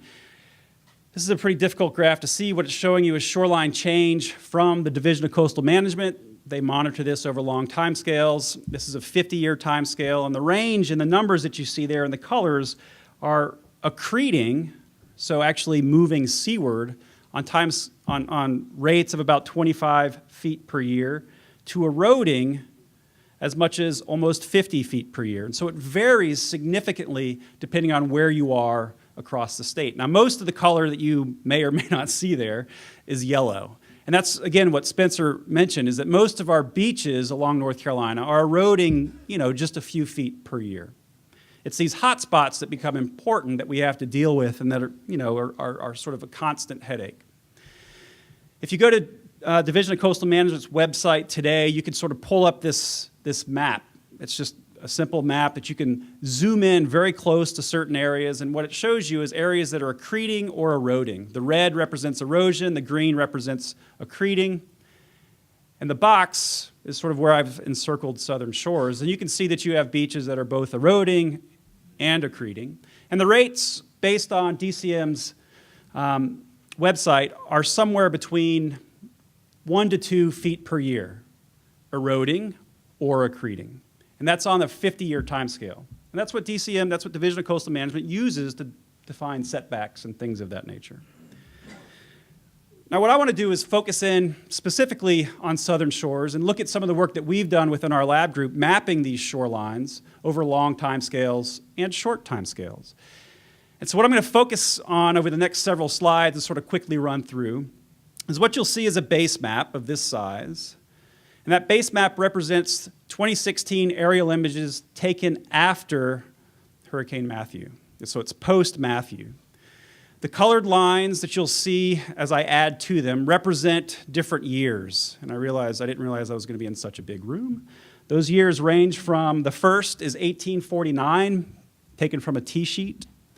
The next is 1940, 1974, 1980, 1998, 2004, and 2009. So I'm going to add these as we go along, just so you can see a time series of what your shoreline has done over the last 170 years or so. These shorelines are digitized by a person on a computer. It's called heads-up digitization. They essentially look at these aerial images that are put in a reference frame, and we look at the wet-dry line. Now, granted, when you go further back into certainly into the 1800s with the T-sheet, that's not a wet-dry line. That was a line that was drawn. But the 1940s, black and whites, not as high as resolution. There's more error involved there, right? So the newer images, you have much better resolution, much better, or I should say much less error in drawing that line. But what I'm going to do is zoom into this area of interest, right? This area that is of concern for Southern Shores, and I'm going to sort of go through this time series of shorelines. So I start with 1849. It's the red line that you see there, very far offshore. And again, this image is the 2016 post-Matthew. 1940 steps in pretty far right here. Again, I'm not sure how well that shows up. The next is 1974. This imagery, it's yellow. It's a yellow line. Again, doesn't show up that well, but shows up almost where the current shoreline is in this 2016 imagery. That imagery was also taken after a storm. And again, that yellow line shows up right about there. If we go then to 1980, it steps back out this green line here. And so you had a significant accretion event. I shouldn't say event, that took place over 6 years. Next, the blue line represents 1998. Blue line is basically sitting in a similar location to 1940 and 1980. Next is 2004, not very much change. 2009, pink line, again, not very much in change. So when we look at the 2016, using this imagery, I can draw a line, a shoreline, based on that wet-dry line. Shown there in red. It's a dashed line in red shown right here, if you can pull that out. Could you turn down one set of the lights? That would help us a great deal. Yeah, it's probably the pot light. There you go. Did that help? And if you can put the I can't. dark, That's as far as the AT. That's my AV experience in this room. There might be a switch over there. Yeah. I apologize. And so what this is, with that storm in 2016, over the last several years, or last couple of years with the multiple storms that we have had significant dune erosion in this location. And you see that even in this image, and how far that wet-dry line has sort of stepped in towards the dune. But one of the things I want to point out is this time scale is important when we look at these changes. And so if you look at the change between 1849 and 2016, based on that dashed red line, you have an average erosion rate of about 3 feet per year. If you look at 1974 to 2016, you only have an average erosion rate of 1 foot per year. If you look at 1980 to 2016, it's 5 feet per year. If you look at 2009 to 2016, it's as much as 17 feet per year. Time matters. And the fact is you have a shoreline that is changing significantly over time, just to what Spencer was speaking to. Time scale matters, and what you're looking at and how this beach recovers is based on time, given some time. But you do have a long-term erosion rate. Using these exact same shorelines, you can also look at periods of time where you had major accretion. From 1974 to 1980, you had an average accretion rate over that 6-year time period of 20 feet per year. It wasn't eroding, it was accreting at a rate of about 20 feet per year. Between 1998 and 2004, at about 4 feet per year accretion. It's a dynamic shoreline. It is changing, but not just eroding, but sometimes accreting, depending on timescales, depending on whether you see a storm versus a recovery of a storm. Right? So timescale is important when you're evaluating what you want to do. And so we have seen significant change of this shoreline and the dynamics of this shoreline over timescales of decades to over a century. And you'll likely see that sort of change in the future, right? Some accretion, some erosion. Long term, again, over timescales of decades to centuries, ultimately what you're seeing is erosion on the scale of a couple feet per year. One of the things that was asked of me is to speak to nourishment and what that might do to your beach.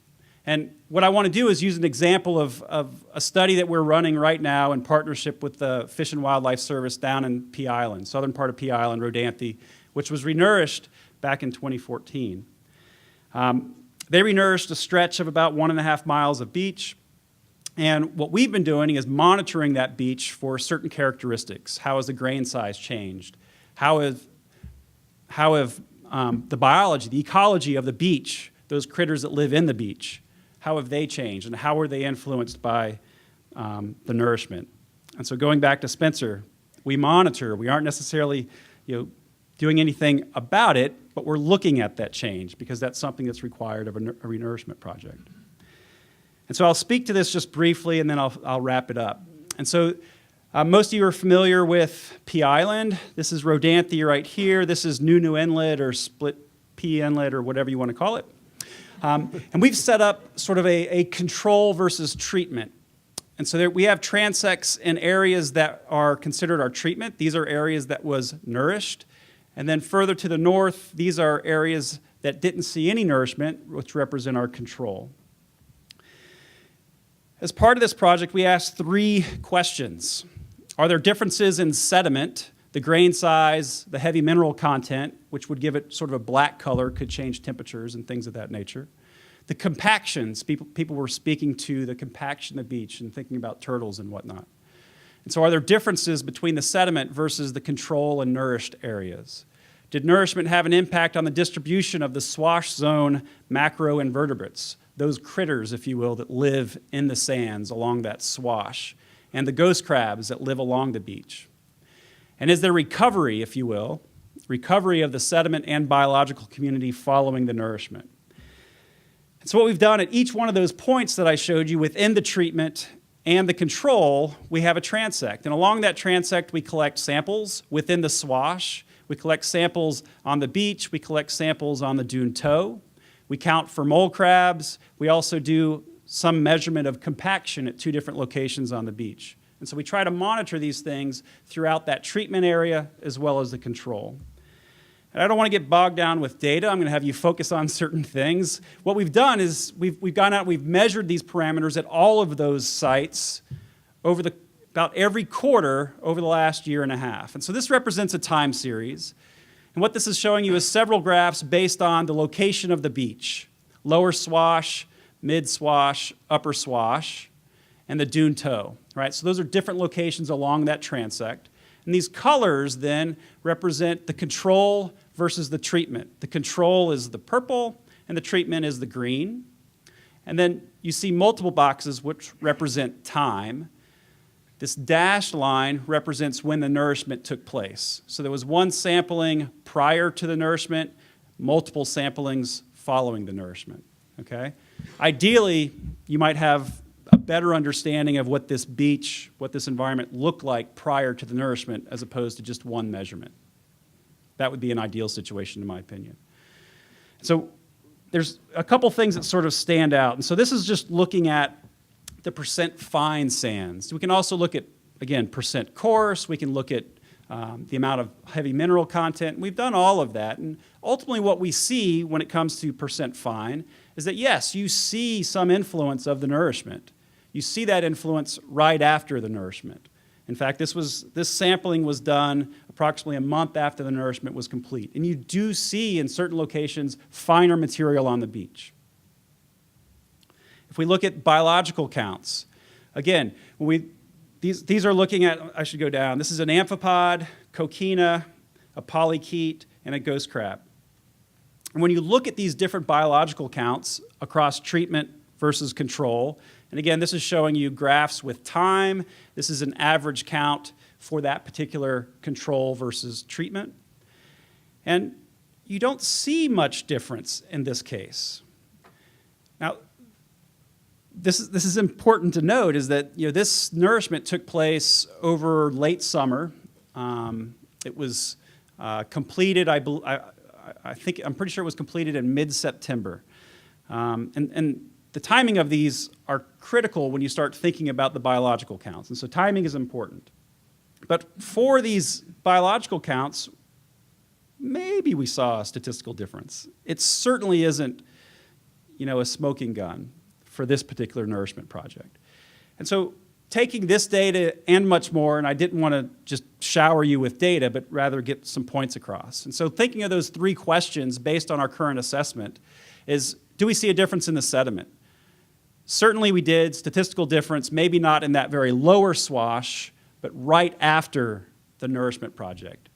Following that, I guess I'll get to that in a second. The second question was, did nourishment impact the distribution within the swash zone of the biology? And yes, maybe with coquina and ghost crabs, but none of the others. And again, even with the coquina and ghost crabs, it's not a strong statistical relationship. You don't see a smoking gun, yes, they were definitely impacted. And so again, some of that is likely a lack of a lot of data prior to sampling. And then finally, is there recovery? Following. Again, we kept sampling every quarter. And certainly we show that with the sediments, from a grain size perspective, from a compaction perspective, and from a heavy mineral perspective, had very quick recovery. From the biology perspective is we didn't see much difference to start with for this particular nourishment project. And I attribute this to a couple things. The compatibility of the material that is put on the beach is critical. There are plenty of studies that show that a nourishment project will sort of kill the ecology of the beach. And certainly it can. The compatibility of the material that's put on the beach is critical. It's a critical component to what happens to the sediments, whether you see a significant difference in the sediments. It's critical to what happens to the ecology of the beach. I think we're lucky in that we have a fairly dynamic beach, which I tried to demonstrate. And so the recovery of our beaches, I think, are driven by the dynamics of our beaches as well. We do have these very dynamic beaches that are changing on scales of weeks, days to weeks to months. And so the recovery, because of that, can be quite quick. The timing of the project is critical for these critters, if you will. These critters are basically growing, hatching, growing in late spring, early summer. This is also the time where we tend to have a decrease in wave energy. That tends to be when we start doing our nourishment projects. And so for us on the Outer Banks, it's difficult to time a nourishment event when you don't have these critters going through sort of their growth and reproductive phases. I think with the nourishment project that took place in Rodanthe, it was a little late in the summer. It was stalled a little bit, and so that actually probably helped in that respect. But the timing is critical. So source of material and timing is pretty critical. And just to summarize, the idea that the shoreline out here are are anything but dynamic should just sort of leave your mind, right? The reality check is these things are constantly changing. And based on the data that we have, this area, this 2,000 feet of shoreline, this in the southern part of Southern Shores, is extremely dynamic. And we've seen rates, based on the data that we have, anywhere from 20 feet per year of accretion to 17 feet per year of erosion. It varies on different timescales, and you need to take that into consideration. The influence of the nourishment, again, it sort of depends. A great renourishment project might not have any impact at all. And the key thing is the source of material, how well does it match your current beach, and the timing of placement. And I'll stop there. Thank you, Reed. Yep. Any questions for Reed?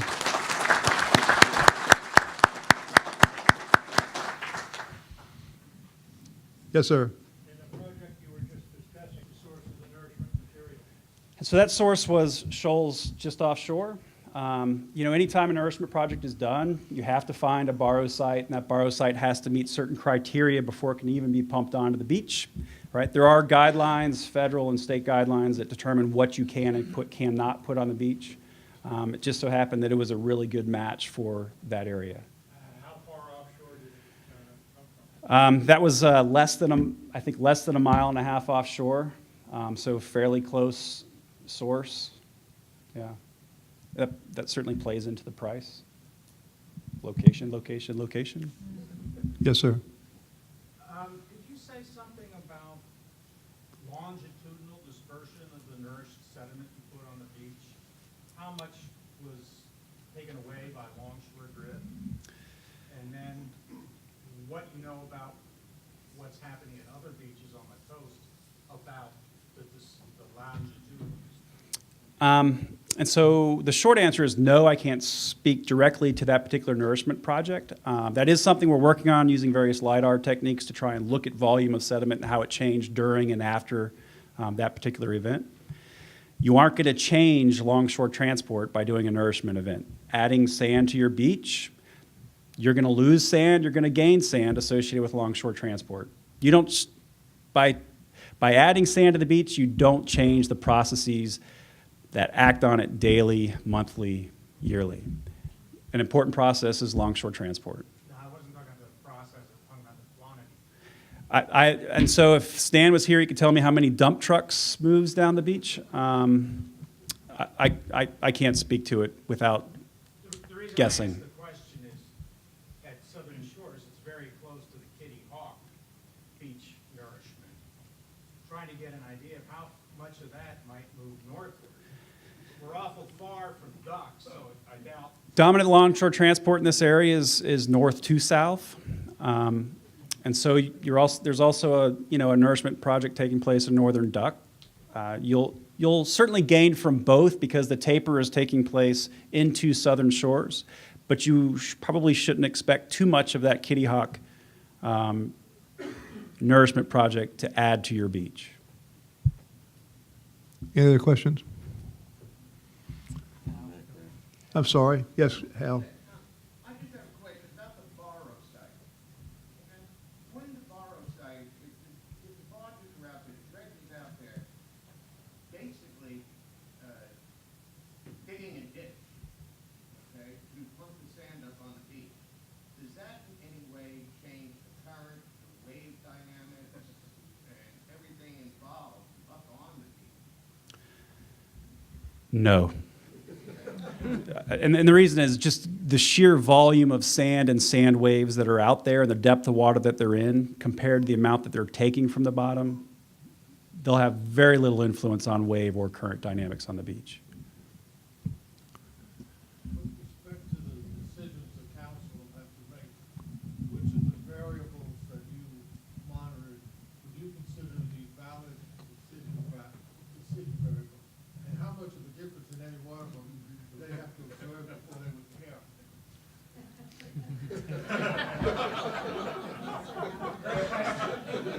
We didn't ask that question. I am a scientist. They are all important. It depends on what the question. And I don't mean to hedge your question. No, no, no, and I don't mean to try to hedge your question, but it depends on what question's being asked as well, right? All of these things are important, right? The ecology of the beach, certainly the sediment that's being put on the beach, these are critical things to evaluate. I think one of the things that anybody will tell you when doing a nourishment project or just sort of understanding how you might move forward as far as managing a beach is you need to have a good shore management plan, right? Some understanding of how your beach changes, on what scale it's changing, where it's not changing, right? So a good evaluation of the dynamics associated with your shore face. Thank you, Reed. I'm going to go on to the next speaker now, if I can. Let's give Reed a good hand. Good job, my friend. Good job.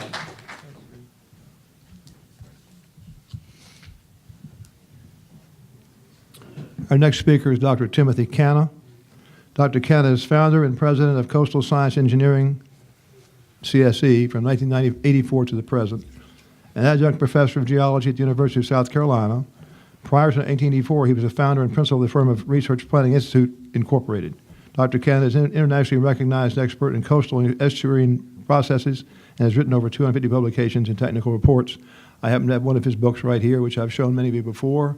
It's really worth reading. It's strong stuff. Dr. Canna, all yours. Thank you. Thank you, Mayor, and thank you, everybody, for staying around and at this late hour. I'll try to be brief. It's wonderful to have a panel like this and bring in people from different perspectives and so on. My perspective, of course, is one of a beach nourishment practitioner, but I am a trained scientist as well, and I'm very concerned about the impact that we make on the environment with any project that we do. So what I want to just say briefly tonight is talk to you about the essential measurements that I believe are necessary to implement a beach nourishment project, or more importantly, to make the decision of whether or not you should do something to manage your beach.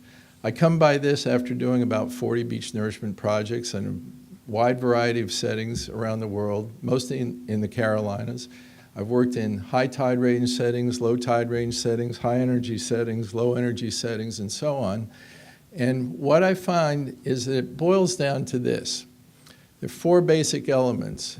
You need to determine the site-specific causes of erosion where you are and what is the quantitative rate of erosion where you are. You need to find the nearest source of beach quality sand. You need to move it the cheapest way. And then you need to cover your tracks. I'll explain what that is in a minute. But just like real estate, where you talk about the three criteria for successful real estate: location, location, location. Well, the best criteria for beach nourishment planning, the three criteria are measure, measure, measure. And I would dare say many communities around the country don't really know what it is to take the pulse of their beach on a regular basis. Sort of like taking your blood pressure. So I'll be talking about that briefly. Spencer gave us a nice outline of how the beach works. And that's a great introduction to this diagram, which has been around for a long time. This looks familiar from what Spencer just showed us, but I'm going to extend that a little bit further offshore. It's this zone between the red line and the black line there on the top diagram that we're concerned about, the so-called littoral zone. And as Spencer illustrated, when we have average wave heights, the beach face can be fairly steep. Sand is actually pushed up toward the dunes. But when we have storms, the beach flattens out. It becomes wider. That dissipates the wave energy and so on. So the beach is constantly fluctuating in and out from that. So clearly, if we simply use aerial photographs to measure our beach or just look at our dune in front of our house, that's not going to give us the whole picture of where the sand is. What we really need to be looking at is this volume of sand that's out in the sandbox in front of our buildings and our dunes. So I call this profile volume. Okay, it's a volume of sand. Think of it as a sandbox on its edge, with the outer edge of the sandbox underwater to some depth. And that's the depth where you can see visible change in elevation from a year to year or decade to decade perspective. And that extends, in the case of the Outer Banks here, well beyond the 20-foot depth contour, which can be 1,500 feet offshore or more. Now that's a lot of sand out there that's underwater that needs to be accounted for in some way, shape, or form. Now the diagrams on the right-hand side there will just show you 3 beach conditions. Think of a normal beach as one that has enough sand in the sandbox to accommodate the normal erosion that you get in the wintertime and then the subsequent accretion in the summer without impacting the dune. Now, if you have a surplus of sand, you're close to an inlet, some places do, well, you've got more than enough sand to accommodate those. That's what you're looking at in the bottom. But if you have a seawall in place and that profile is deflated, then you don't have enough sand to accommodate those changes. Well, for Nag's Head and every other place that we've designed a nourishment project, the first thing we try to do is find out what are the rates of erosion. If you have data that go offshore, that's great. And it turned out they did at Nag's Head because a Corps of Engineers study in the 1990s gave us some data that went offshore. But many communities don't have that advantage. Sometimes all they can start with is the linear shoreline changes. So that upper left-hand graph that you see there shows you in simple form, this is Nag's Head, 2 to 3 feet of erosion dominates most of Nag's Head, just as Reed talked about for Southern Shores. But the southern end of Nag's Head, as you go down in the seashore, actually has been receding at about 10 feet per year. And so that's the dilemma that Nag's Head has always faced. And we think the rapid erosion at the south end is associated with historical inlets that used to be north of where Oregon Inlet is. Oregon Inlet here, we used to have historical inlets there hundreds of years ago. Nourishment is simply the addition of sand to a profile that's eroding, to replace a deficit, to make up for erosion that's occurred over the last decade, 2 decades, 3 decades. So you have 2 components to it.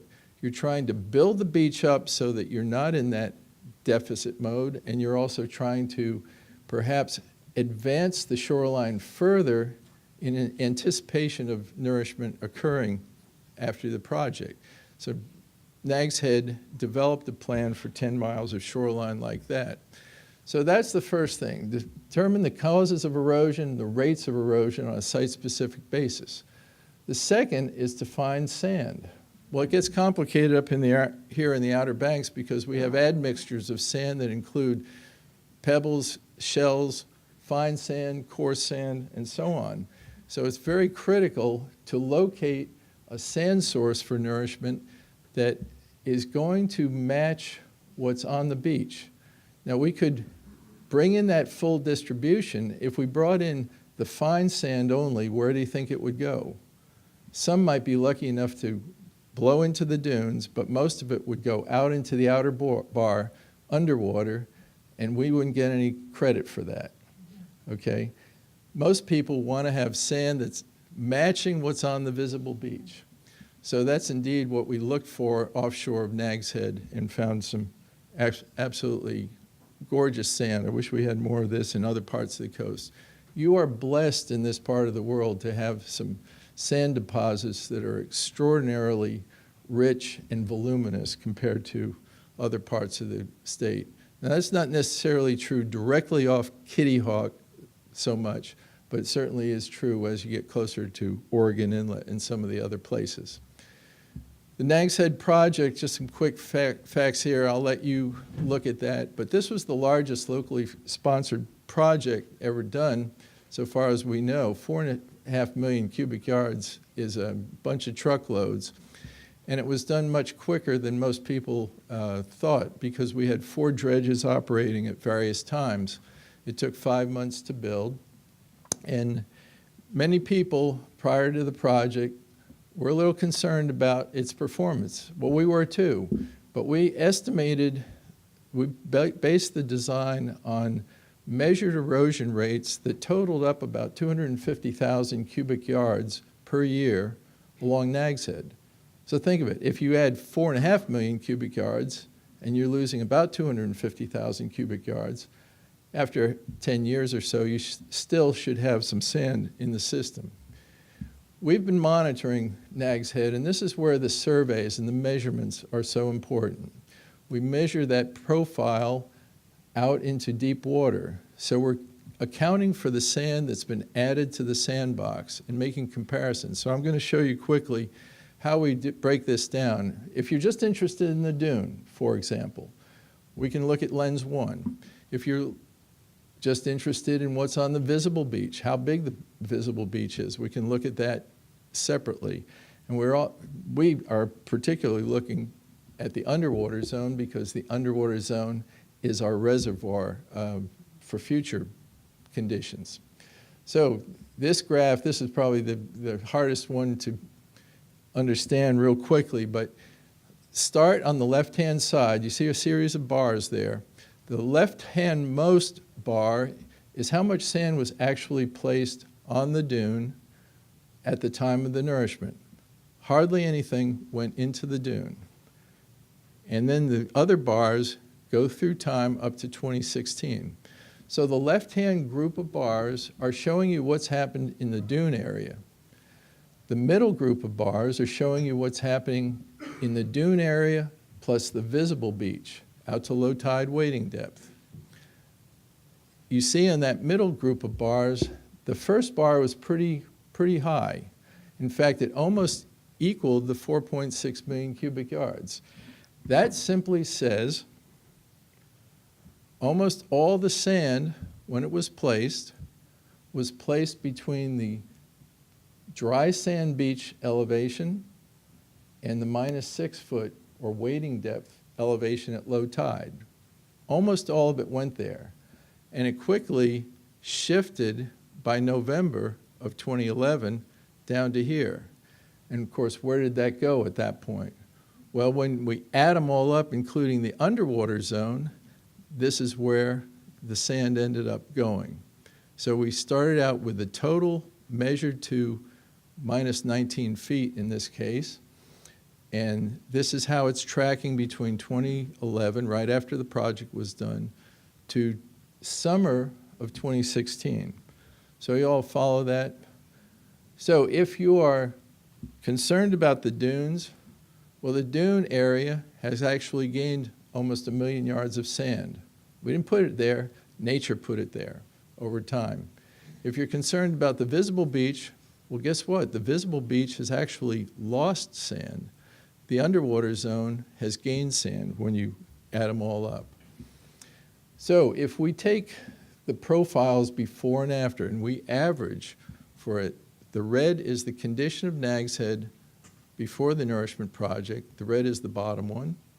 And the black is June of 2016, so 5 years later.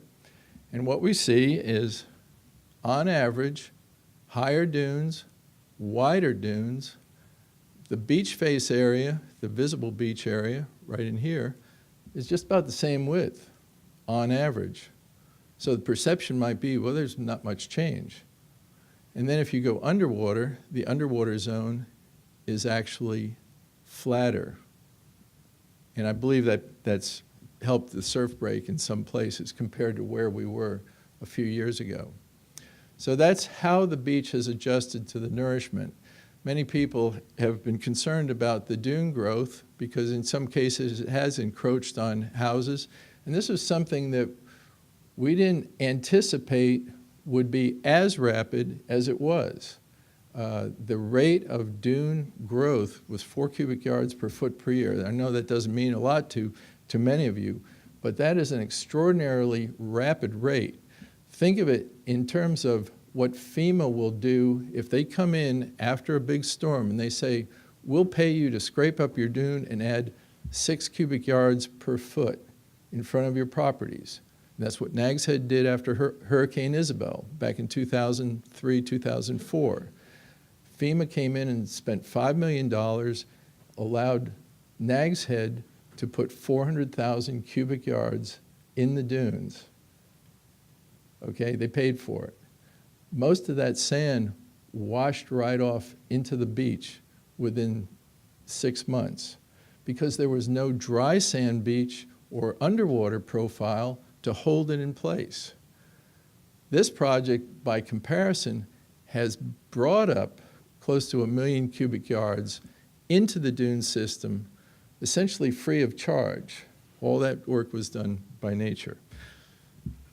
So to wrap up, if we measure properly, we look at the profiles, it's not rocket science to predict which parts of the Outer Banks are vulnerable to breaches, like New Inlet that was just shown. And it's also possible to see areas where we have very wide beaches. Salvo, waves, look at this, going up to Rodanthe. Huge difference in profile volume in front of these buildings. It's all about the quantity of sand out in front. So the final element of the plan, the essence of what needs to be nourished, is to cover your tracks in these projects. And by that I mean implement proper environmental safeguards and protection to the extent practicable, feasible, and affordable. Nags Head spent well over $1 million in environmental studies, monitoring of turtles, monitoring of benthic organisms, and we have lots of reports that we can share with you on that if you're interested. So, just to conclude, if there's one takeaway message that I have for you, until you start performing site-specific measurements on a regular basis on your beach that encompass the entire littoral zone out into deep water, you really don't know the true condition of your beach. Just like you don't know your body's condition if you never measure your blood pressure or take your pulse. It's simple as that. So thanks a lot. I'll be happy to answer any questions. Thank you, Dr. Cowan.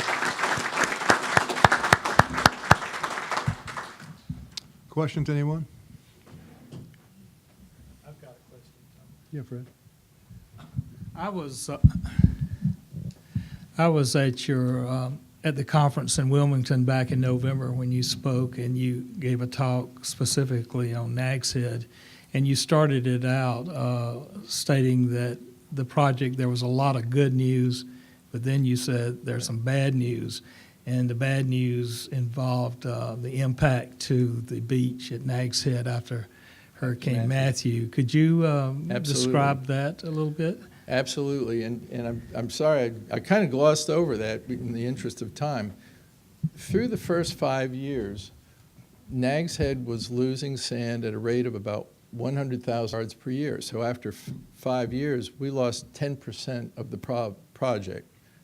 That's as of June. Now remember, we had an estimated average annual loss rate of 275,000 cubic yards per year. Well, guess what happened in October? Matthew came along, and it took out 1.4 million cubic yards, so about 30%.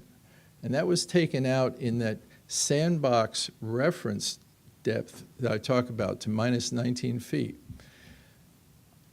Time didn't permit, but we actually know where most of that sand went.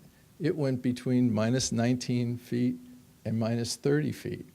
It went well offshore. And as Spencer alluded earlier, after a big storm event or multiple storms, in the case of this fall, it often will take several years to get restoration of the beach. We've seen this after some of the big hurricanes like Hugo, the March '62 Northeaster, and so on, because the sand has shifted so far offshore that those calm period waves are not quite strong enough to bring the sand in quickly. So it may take several years before we see recovery. But I suspect we'll see some recovery this June. But nevertheless, you know what? The bottom line is the law of averages always wins at the end of the day. And one thing I'm very surprised about in the case of Nags Head is the first 5 years, the erosion losses were well below our projections. As you think of it, it's like the stock market. You might feel good the first 5 years, but you know you're going to get hit by a storm at some point. So we shouldn't delude ourselves that those good years are going to continue forever. But at the same time, I think the database that we've developed over the years at Nags Head for the last 10 years show unequivocally that the entire project of that scale is not going to wash away 100% in the first big storm. We've had Irene, Sandy, whatever the next one was, and so on. Thanks. Yes. Go ahead, Jerry.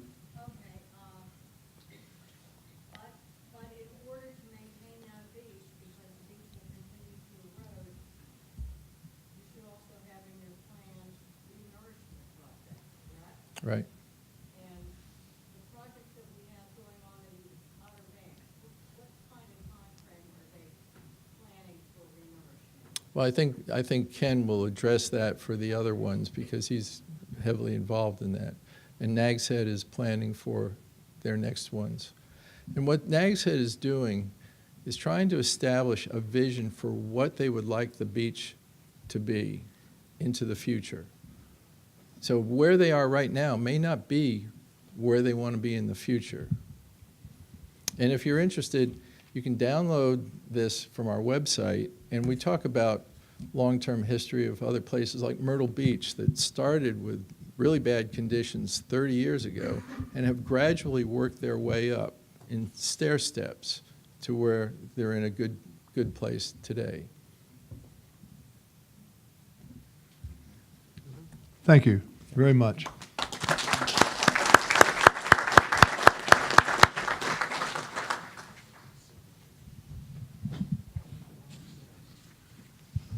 And next speaker is Mr. Bob Oakes. Bob, as you all probably in the room know, is the former mayor of Nags Head, was involved early on in their beach nourishment project that they moved so much sand and had great success with, frankly. Bob was a graduate of the University of Virginia with a Bachelor of Arts in English, quickly moved to the Outer Banks, to Nags Head, and went into the real estate property management field in 1986. He's well-known, well-respected on the Outer Banks for the job he did as mayor and also the job he does with his company. Bob, it's all yours. Thank you. Thank you, sir. It is a pleasure to follow Dr. Khanna. I will tell you, I'm not a professor. I don't lecture every day, and I'm going to be real brief. I did want to offer some quick background. As Spencer, like Spencer, I have a degree from the University of Virginia, but that English degree led me here to learn how to wash pots and pans and bus tables. I've lived in the north end of Nags Head since 1984, most of that time in an oceanfront home that's been there since 1932. That house has been moved back twice. I thought it was interesting on the 1940 shoreline, there were a bunch of storms in the late 30s here, and I think that was the first time our house got moved back. I served 6 years as a commissioner on the Nags Head Board and 4 years as the mayor. I had the good fortune to be there when our permits came through after a 6 or 7 year wait. My first work on shoreline management was an article for the Nags Head newsletter around 1985 or so, and I was comparing the town's existing policy of retreat with the alternatives. I confess I listened with a lot of skepticism to the economic multiplier arguments for the federal nourishment project. They were talking about a 100 times return on spending $65 million, and I thought that probably deserved some skepticism. The ever-increasing number of sandbags in South Nags Head, however, and the high number of homes at risk led me to beach nourishment as the response that we needed to attempt, if only to gather information about how the system, our Outer Banks beaches, would react to the addition of a significant volume of new sand. Most likely alternative to nourishment was a wall of sandbags. Each individual owner in South Nags Head was acting to preserve their property.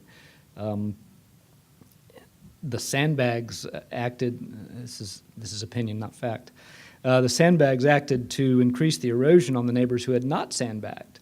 And you saw that very clearly down on Seagull Drive, where you had 6 or 7 houses that were sandbagged to the hilt, and then no sandbags for the next 500 yards, and the beach migrated probably 200 feet to the west. Surfside Drive and Seagull Drive were ground zero to see the effects of an average annual erosion rate of, I said 8 feet per year. You'd probably be better off to listen to Dr. Khanna saying 10 feet a year. Homes were on the beach. They were east of whatever dune line existed, and the road that gave access to the homes was washed away. The town retreated from Surfside Drive and eventually from Seagull Drive just this year. The Comfort Inn, one of the largest structures in Nags Head, also had sandbags that were in the surf at high tide really consistently. Nags Head came to the realization that federal funds were not going to materialize for the Dare County federal project, and we engaged Dr. Khanna and his firm to begin a program of measurement for the Nags Head beaches. Dr. Khanna offered a nourishment plan designed for 10 miles of Nags Head Beach with a reduced volume per linear foot from the Army Corps plan. The Corps had planned on building large dunes, and I forget what their figures were, but it was probably double the amount of sand on the beach. Dr. Khanna's plan was ultimately based on the measured historical volume losses and was designed to offer equal benefits to all oceanfront areas of the town. The plan divided the town into 4 reaches and added 10 years of sand to all areas based on the erosion rates in each reach. For the north 5 miles, sand was added at about 50 cubic yards per linear foot. The south half of the project, up to 170 cubic yards per foot, were added at the very south end because of the high historical erosion rate. We took about 4.6 million cubic yards out of a borrow site that was approximately 100 million cubic yards. So there's still an awful lot of good sand out there. The permit approvals took years. A federal agency had 6 months to respond, but they took 18 months. You have to get your permits from the feds before you get the state versions, and our project needed special permission to be done in the summer due to the winter weather off of our coast. That put us in conflict with turtle nesting, and there were observers hired to watch for turtles 24/7, along with very special precautions while dredging at the offshore borrow site. It takes very few turtles injured as bycatch to completely shut your project down. We did do an awful lot of benthic testing and monitoring, and probably spent $500,000 on that. I'm not sure how many times you've got to do benthic testing to see that you get, we got, I would say, 100% recovery. There are just as many mole crabs and ghost crabs out in front of my house as there were 10 years ago. And that makes sense because they're used to getting buried by hurricanes. I mean, what's a crab going to do when the hurricane comes along? He goes up the dune. The town began work on possible funding sources after the repeal of the 1% sales tax and the defeat of a Nags Head general obligation bond referendum. We focused on the occupancy tax as the best revenue source, with the rationale that the 2 main beneficiaries of nourishment are the tourism industry and oceanfront property owners. Our final funding plan included a 2-cent property tax contribution from all property owners in the town, based on the premise that the health of the beach is important to the entire community. The state legislature had approved an additional 1% occupancy tax in 2010 for Dare County and dedicated it to shoreline management. With permits on the horizon and the engineering plan in place, Nags Head approached the governing boards of Dare County and each town, since everyone had a stake in the pool of occupancy tax money. Our neighbors were very supportive, but very consistent in wanting to make sure that property owners had skin in the game. Can't tell you how many times I heard that term. Taxes for oceanfront properties doubled for 5 years, essentially. It went from a 16-cent tax rate to a 32-cent tax rate. And then after 5 years, it came off. And it's still off so far. As a permanent resident on the oceanfront, I'm in the minority. The vast majority of oceanfront homes contribute not just property tax to their local governments, but also sales tax and occupancy tax on their rents. We looked at spending $36 million over 5 years as insurance to protect our $3 billion oceanfront tax base and to protect the long-term income stream from sales and occupancy taxes that come directly to the town. I think our experience showed that adding sand to the beach and nearshore system has the side effect of building dunes. With more sand in the system, there's more sand on the move and a strong wind, and your fines are going to go out and your other stuff's going to go out. Excuse me, the fines are going to go up in the dunes, and the other stuff seems like it goes in the water. Your survey data is the best and most objective way to assess the condition of your beach and the nearshore system. 10 individuals can look at the beach on 10 different days, 10 different times, and have very different impressions. The system really runs from the top of the dune line, heading east, out past the sandbars. The Army Corps defined a depth of closure at 19 feet for our project. So they said anything that gets out past that depth is probably lost to you. But while sand is in that nearshore system, it's moving back and forth. And the best example I ever saw of this was a tour of Duck Research Pier and a historical time lapse. And you could see the seasonal change in the sandbars really clearly over about a 15 or 20 year time lapse. And it showed the bars moving back and forth with the seasons. Our expenses for the repair and replacement of public beach access stairs was about $350,000 after Hurricane Isabel. After Hurricane Sandy and the Nourishment project, we spent about $75 repairing stairs. I think there are 4 key reasons for the longevity of our project. We experienced a hurricane with the project about 85% complete. The waves broke on the outside bars and resulted in small surf hitting the beach. I remember the Weather Channel on-camera guy was standing on the beach south of the Comfort Inn reporting on the storm, and I can pretty much assure you that he would not have been standing there the year before. You put all the end result after that storm was that our beach hit a pretty stable profile very quickly. You put all the sand on the beach because that's the easiest place to put it, but it's a natural process for that sand to spread into the larger system. Nothing ever just stays where you put it on the beach. The wind moves the sand to the dunes and the waves move it out to the bars. Second, we were extremely fortunate in the compatibility and quality of the sand that was placed on the beach. I watched the new beach being added, and you couldn't really tell a division between the old beach and the new beach, the old sand and the new sand. Our engineers did great preparation and core sampling of our proposed borrow area. And just as important, they took core samples from Oregon Inlet and told us that sand was too fine and small grained by a factor of about 10. It would have moved away an awful lot faster than what our sand did. Third, the length and volume of the project was long and large enough. We were told repeatedly that longevity is related to the square of the length of the project. A 10-mile project should last 4 times as long as a 5-mile project. Or the other way to say that is a 5-mile project is going to last 25% as long as a 10-mile project. Lastly, there was an enormous amount of discussion over several years and several election cycles. That discussion included stakeholders from all facets of the community, and everyone had the opportunity to express their concerns or support. Nags Head is preparing to make choices about renourishment, and our decisions should be better informed now than they were in 2011. We've measured the movement of sand along our 10 miles of beach, and you can see some clear patterns. The north 5 miles of the project showed very little loss out of the sandbox until Hurricane Matthew. But we lost a lot of the sand in those southern 2 miles in South Nags Head.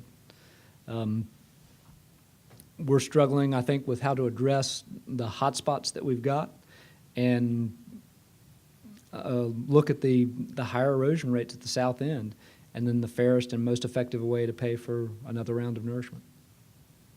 That's all I've got, y'all. Open for questions?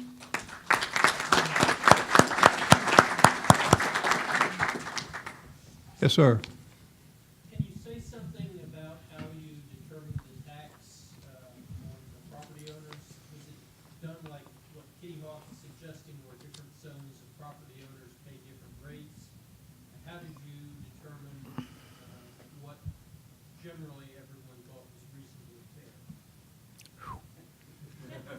reasonably being the key word there. I think we recognize that oceanfront property owners get a huge benefit from nourishment. Again, my personal situation, if we don't do something in another 20 years, the kids have to move the house back again. So, and you start to run out of room. So we put a big portion of that cost on there. So that was 16 cents if you were an oceanfront property owner on your tax rate, and then 2 cents on everybody else. Actually the oceanfront owners paid the 2 cents too, I believe. We're trying to look for some balance. I mean, the other source of funds for that was occupancy tax funds. So you had about half occupancy tax funds and about half bonds that were paid off by the taxpayers. You know, it's hard to get it exactly right, and if you got both sides complaining, you're probably somewhere close to the right spot. Any other questions from Mr. Oakes? Yes, John?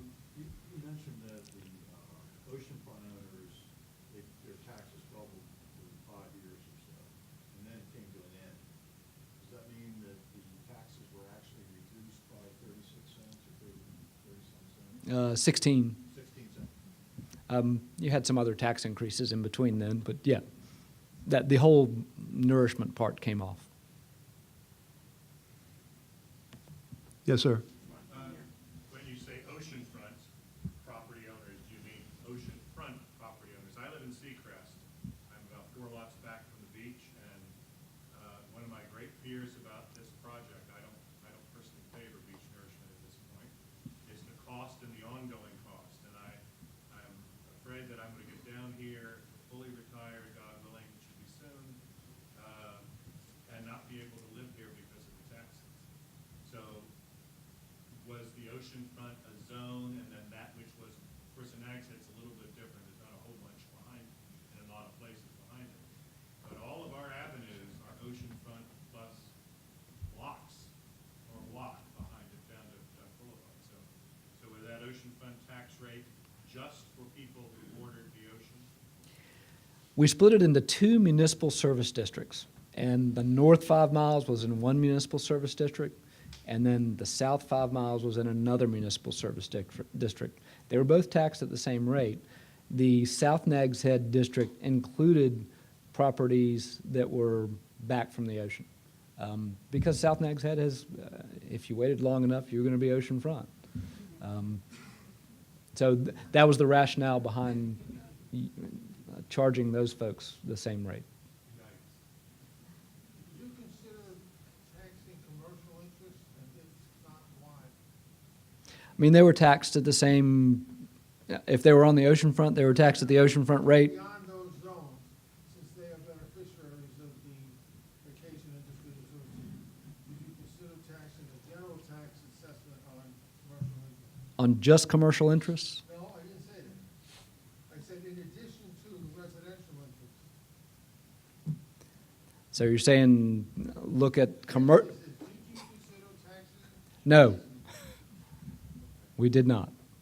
And why not? It's because you have to, if you're in a municipal service district, there's got to be a benefit to you for being in that district, and it's got to be equal across the district somewhat. So you had a hard time pulling the commercial pieces out. Yes, sir.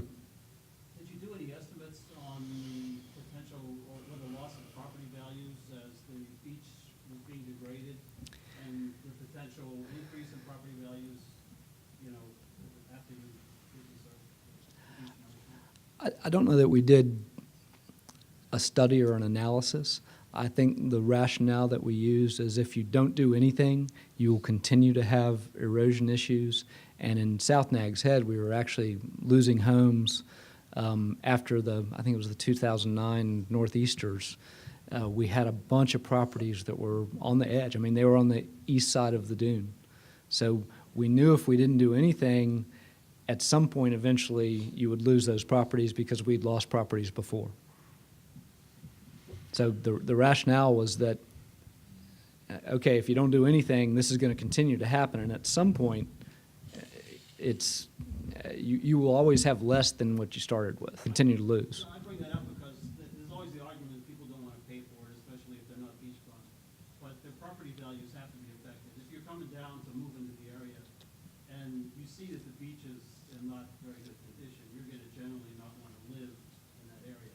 Now, it's hard to measure that, it's very subjective, but it's got to have some effect, which then in turn translates into taxes from You could see the long-term effect. I mean, in South Nags Head, we had 5 houses sitting on the beach with sandbags continually in the ocean, and the septic tanks were broken open beside them. It was not a beach you wanted to visit or live behind. And we could see that continuing to happen, and it was a black eye, not just for Nags Head, but probably for the whole Outer Banks. Thank you, Bob. Appreciate your time and your presentation. Good job. Good job, my friend.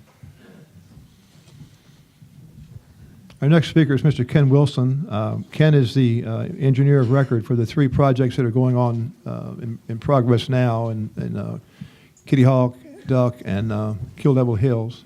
He's a client manager, program manager for CBI based out of Wilmington, North Carolina. Has assisted coastal clients in Virginia, North Carolina, Florida, and Louisiana.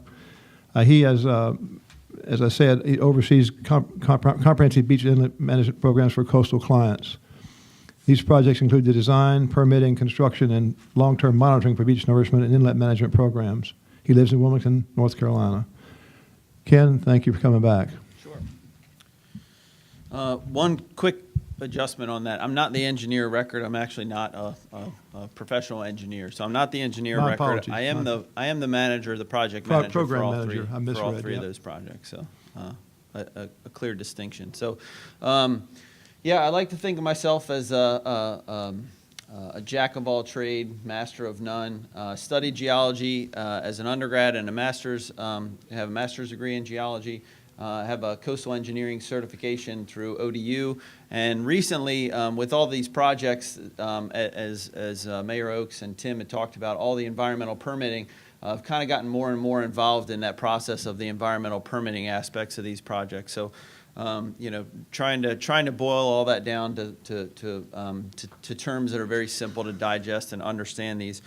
I think the town is doing exactly what, you know, Tim and I and Spencer, we've sat on similar panels to this. I've actually been in this room in a very similar format for other communities where when they first start hearing about Beach Nourishment Project, there are a lot of questions, and the best thing to do is to bring in, you know, a panel of experts, have them sort of lay out the facts, demystify some of the myths that I think Spencer did a really good job of. So this is a great forum. This is, you know, kudos to the town for putting this together. The last time I was up in Southern Shores was in October. At that point in time, I came up, made a presentation, talked a little bit about the 2 different reasons why you might do beach nourishment. One would be to mitigate that long-term erosion rate that we've heard about. The other would be to build something so robust that it's actually going to provide you some storm damage reduction, and how those projects that we've designed up here in the Outer Banks kind of fit both of those bills. I showed a graphic that we use a lot of times that if we need to, I can go back to it, but it basically shows a lot of these principles that Spencer and that Tim talked about, of how that sand moves across that profile back and forth. And when we design a project, we factor in that movement of sand offshore and basically use those factors to help us build that project. We also talked a little bit about one specific project that the town is talking about in the short term, which is potentially adding some sand onto its southern shoreline to try to piggyback the project. And then I also talked about, at the time there was a proposal in place to do exactly what Tim was talking about, this measure, and take the pulse of the shoreline. So a proposal that would basically piggyback on to some of the monitoring programs that the other 3 towns are about to embark in once the project is constructed, once their projects are constructed. but to start collecting that data that goes all the way out to the offshore profile so that you can start to understand how much sand is in the sandbox. It's a great graphic that Tim uses, talking about how much sand is in the sandbox. In the absence of data, it's good to use aerial photographs or LiDAR data to kind of track these shorelines in the dry sand beach. But to truly understand what the system is doing, you have to get that offshore profile all the way out and understand the system. So I've tried to boil my slides. I think I've got 5 slides. Try to get it down, try to get through it really fast. I think all of the really salient points have been said. And then we can get into some Q&A, and maybe some more folks on the panel would take some additional questions. So I was thinking a little bit about how to put these in very clear, understandable terms. And I think planning for a beach management program is a lot like planning for retirement. So, none of us are well, there was a CPA earlier. He may be an expert, but most of us are not experts at planning for retirement. So at some point in time, hopefully earlier than later in life, we realize there is a need to plan for the future. So what do? We go find somebody that we know, or somebody that's recommended to help us develop a plan. Help us with this planning because I don't really understand it. Then the third step would be, what can I afford to plan for? Okay? That's going to be different across the board. It's going to be different from town to town. So if you've already decided number 1 is true, we do need to plan, then it's all about, okay, well, what can I afford to plan for in the future? There's always going to be a storm that exceeds our ability to construct a design to protect against. So at some point in time, one of my professors always said, don't talk about shore protection, because it's impossible to protect the shore indefinitely. It's storm damage reduction. We're trying to reduce the amount of damage. So think of that in terms of number 3. Number 4, develop a plan that fits your budget and your goals, okay? Again, that's going to be different for every individual. It's going to be different for every town. If you have a federal 50-year project where the federal government is paying 65% of your nourishment costs, you can afford a much different plan than if you're getting no county or no state or no federal support. We've got one client right now that everything they do is 100% locally funded, no money from the county even. And then number 5, adjust the plan as conditions change. So we would never expect that when we first develop our financial plan with our financial planner that, all right, I got my plan, thanks, see you in 50 years, see you in 30 years. Every year you go back and talk to them, maybe even more frequently than every year. But you're constantly changing your strategy as things change. That's the same way things are with beach nourishment.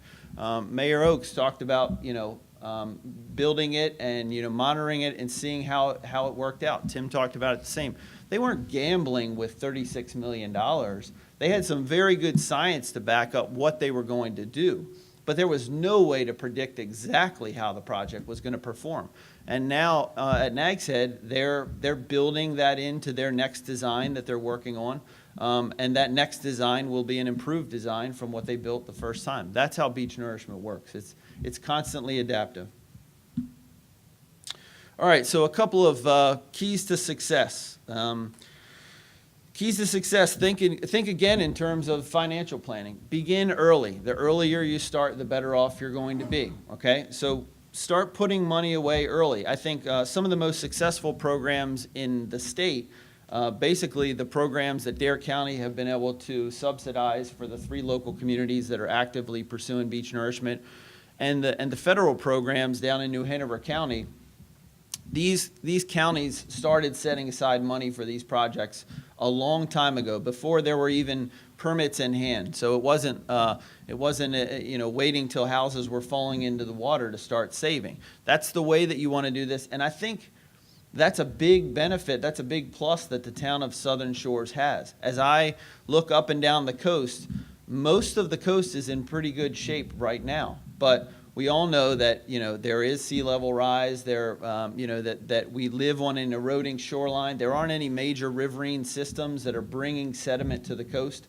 So eventually, it's going to get to the point where we're going to move all these houses back, or we're going to put sand on the beach and use that to mitigate against the erosion.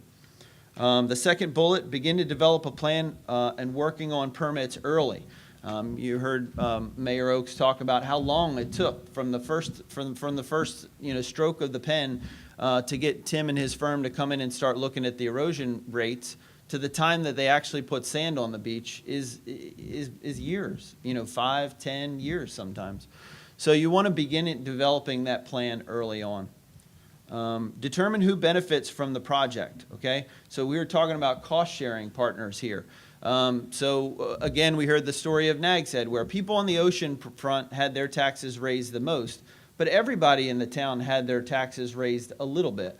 I heard one public official one time explain this really well. He said, we live in a town, on the Outer Banks, but when a storm hits and there's a pool that has now fallen onto the beach, the news agencies are going to come to that pool, take a picture of that, and say, we are in Duck, North Carolina, Nags Head, North Carolina. This is what the beach looks like. And so tourists say, well, we can't go back to that community. They got pools on the beach. So it does affect everybody in the town, not just those people on the ocean front there. Also, we want to talk to the counties. The state is getting very active. There's a big push right now to develop a pot of money at the state for dedicated funding. Okay, so we want to think about all those people that benefit. We pay taxes to the state. The state benefits greatly from tourism from the beaches, so they have an interest in it. Figure out who our cost-sharing partners are. And then finally, that fourth point, look for options that may provide cost savings. That's where working with a consultant is going to come in. Tim talked a lot about, one of the keys to a successful project, find the sand that's as close as possible. Another key is look for opportunities. One of the things that we're talking about with this South Shore, Southern Shores project is trying to take an opportunity where you have a very small hot spot that could use some sand. It may be possible to piggyback, to modify some permits, and to get some sand in place that'll tide you over while you develop this long-term strategy and a plan. All right, costs are going to be a big thing. Everybody's going to want to know, exactly how much money, how high are my taxes going to go. The man made a great point. He wants to retire down here. He needs to understand those predictions. The project planning is going to happen first. You're going to have to come in, you're going to have to look at the erosion rates, you're going to have to develop what that plan is, understand what you can afford. And at that point in time, as consultants, we can do a pretty good job of understanding what the construction costs are going to be. I believe Tim's estimate on the Nags Head project came in a little bit under the estimated construction cost.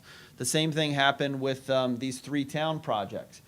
The estimate actually came in a little bit less than those costs. So once the plan is in place, once you've developed the plan, even while you're going through the permitting process, you should have a pretty good idea of what this initial construction is going to cost and what potentially maintenance may cost in the future. Just for comparative purposes, the Kitty Hawk project is about 4 miles long. Your shoreline, best I can tell, is about 3.7 miles long. They're getting about 90 cubic yards a linear foot. And based on the contract costs right now, these aren't bid estimates. This is based on the actual contract cost. Their anticipated total cost is about $18.9 million for that project. That includes all the permitting and everything. But again, the project planning has to occur first. So, if you want to say, well, what's our range? I would think that if at some point in time the entire town of Southern Shores needed to be renourished, you might be looking at somewhere between, $15 to $20 million. But again, when we did the study for the town of Duck, we didn't find that they needed nourishment along their entire shoreline. We found that they needed a nourishment project along about a 1.5 mile long portion of their town. Okay, so just some things to think about as we all want to know what that final cost is, but the project planning is going to have to occur first. Let's see. We got the last time I was up here in October, we got a lot of questions about understanding the cost benefits. This is something that the Corps of Engineers spends hundreds of thousands of dollars doing these very detailed cost benefit ratios because there are a number of federal laws that require them to prove what the benefit to the federal taxpayer would be to build these projects. When you do local projects, it's a little bit more gray. It's basically an understanding of, well, we've seen houses falling into the water. We've seen other communities deal with this. We know about how much these projects are going to cost. Is it worth it? Now, consultants, we can do all sorts of studies and try to come up with numbers and predicting damages.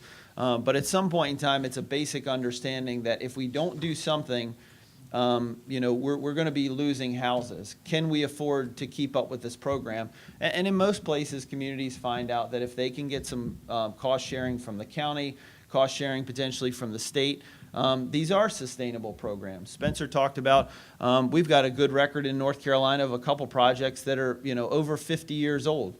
There's some projects down in Miami that are equally that old. There's projects up in New Jersey and New York that, are even older than that. So it is a sustainable form of shoreline mitigation, as long as one of the keys to Tim's presentation was, or maybe Spencer, manageable erosion rates, okay? So we're not going to be able to feed the system at an inlet where we're losing 30 cubic yards a linear foot. But from all intents and purposes, what we see from Southern Shores, some of the historic data, the erosion rates are manageable here. But anyway, long story short into this intro, in the center column, on the left column, you've got a number of different projects that the Norfolk District in Virginia was involved in. The middle column is basically the cost of those projects, and the right-hand side is basically the estimated storm damage reduction that the Corps of Engineers determined they prevented because of those projects. So that first project is the resort beach at Virginia Beach. It has a cost of $125 million, but a big part of that is not only the big wide beach, but they also built a major storm wall, if you will, a flood wall that the boardwalk is built on top of. They also put in a lot of plumbing, a lot of huge pumps to try to pump that water out if there's flooding in the city. So that was a big cost, but in that one storm, they estimated that $82 million of damage was saved. The Sand Bridge project, which is a little further south, that initial cost of that project was $10 million. In that one storm, they estimated $23 million was saved. Norfolk on the Chesapeake Bay, $6 million project cost. They estimated $5 million in savings in that one storm. And then down on the list, Dam Neck, which is a military installation, $7.5 million. They estimated that they saved $18 million in storm damage in that study. So this is just a good slide that I've seen presented in other places. The Corps of Engineers put these numbers together, but drives home that idea that there is a cost benefit to these projects. So with that, I told you I only had a few slides, but I'd be happy to take any questions that you might have. All the way in the back. The Duck project is about 1.7 million miles long at a cost of $14 million. What is it that drove that cost so high above the average that you show? Sure. So the total cost for that project is about $13.1 million. It is about 1.7 miles long. And the erosion rates in that area are higher than some of the erosion rates that we've seen in Kill Devil Hills and Kitty Hawk. And so, and their dunes were damaged a little bit more than some of the dunes in Kill Devil Hills. So when we first came in, the design that we determined they needed, basically for that project, we were using design conditions similar to Hurricane Isabel. And so we determined that, in order to provide that level of protection, the fill density in that project, I think I mentioned Kitty Hawk's is 90 cubic yards a linear foot. I think Duck's is probably somewhere between 115 cubic yards a linear foot, something in that range. So it's a matter of we're putting a thicker fill of sand in that area. Jerry, you had a question? Yeah, first, people need to understand that if you engineer, you have to re-engineer, and I've heard anywhere from 3 to 7 years that you're gonna have to put more sand in there. Is that not true? So it's been since 2011 when the Nags Head project was built. So that's they're looking at doing it next year. That would be about 7 years. We've designed the Kill, Devil Hills, Kitty Hawk, and Duck projects to be on a 5-year interval. So we've placed enough sand out in front of the design we believe they need to account for about 5 years of erosion. So the idea is that after 5 years, the cycle would start back up. But the other thing to consider there is that when you get into a place like Kitty Hawk or the shoreline up in Duck, the area has been very heavily eroded. So that the dunes may be destroyed. You may have to rebuild those dunes, and you're pushing the shoreline out very far. After 5 years, what you've designed for is just basically that background erosion that would have occurred over 5 years. And so after that 5 years, you're not rebuilding the project from the ground up, and the cost wouldn't be in the order of the initial construction. So it would be much smaller than that initial construction. Are there projects being designed as FEMA engineered beaches? Because I understand if they're FEMA engineered beaches, if you had a massive, for example, some of your costs of rebuilding might be underwritten by FEMA. Sure, that's correct. These 3 projects that we've talked about would certainly fall under that category as engineered beaches. Basically, FEMA looks that there was some sort of design that you were looking at dunes, or you were looking at a specific design berm width to try to provide some level of protection. The alternative to that would be, there's a dredging project in Oregon Inlet. We need somewhere to put the sand. We're going to put it on the shoreline. That's not an engineered beach. So the Nags Head project is an engineered beach. These 3 projects are engineered beaches. I would add to that, Ken, you can address this if you'd like. The engineered part of it, you have to monitor that beach every year or at certain intervals in order for you to keep your qualification as a FEMA eligible beach for repair. And you have to have a program that shows that this wasn't a one and done type project. You didn't build it and you're walking away from it, that there is a maintenance plan, there's a funding plan in place. Yes, sir. I'm encouraged by your saying that in Southern Shores, it might be possible not to do the entire length of our beaches, just to go after certain parts of them. My house has been up for 30 years. I've never had any damage in any storm until Matthew and I got $15,000 worth of damage for rainwater that sat on the ground. So the beach part, I'm concerned if you fix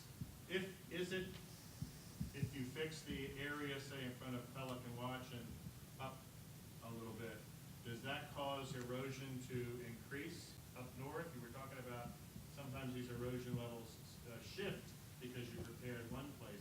So in other words, by not fixing the whole thing, do you create spot problems somewhere else? Sure. Inherently, whenever you build this bulge in the shoreline and you build it out, Mother Nature is going to want to try to trim down that bulge in the shoreline that you built. So more likely, what we would expect to see is that sand is going to diffuse off of this big project that's being built and start spreading. We did hear that sediment transports primarily from the north to the south, but depending on any storm condition, if the wind and the waves are blowing from the south to the north, there's sand moving from the south to the north. So there are going to be times where sand is moving off of the project and moving further up into Southern Shores. That's also the reason why we put those tapers on the end of the project. It sort of slows down that idea of the sand drifting off the edges of the project. So we put those tapers in place to try to minimize that. But I'd let some of the other folks answer that question. Intuitively, you wouldn't say if you've built this part of the project, it's going to have an adverse effect on other parts of the shoreline that weren't part of the Nourishment project. But again, that's one of those reasons why you want to start building up that data set to understand if changes are occurring, that you're tracking those changes. The town of Southern Shores, the Corps Field Research Facility started an initiative, I think in 2004, where for about 3 years they did run these offshore profiles all the way out to the closure depth for, I'd say, about 70% of the southern part of Southern Shores. So there are some data sets that if we get in there and we collect a new data set, we'll be able to compare those to those older data sets. Yes, sir, Van. Financially, if we piggyback with the Kitty Hawk project, my understanding was that there was $8 million worth of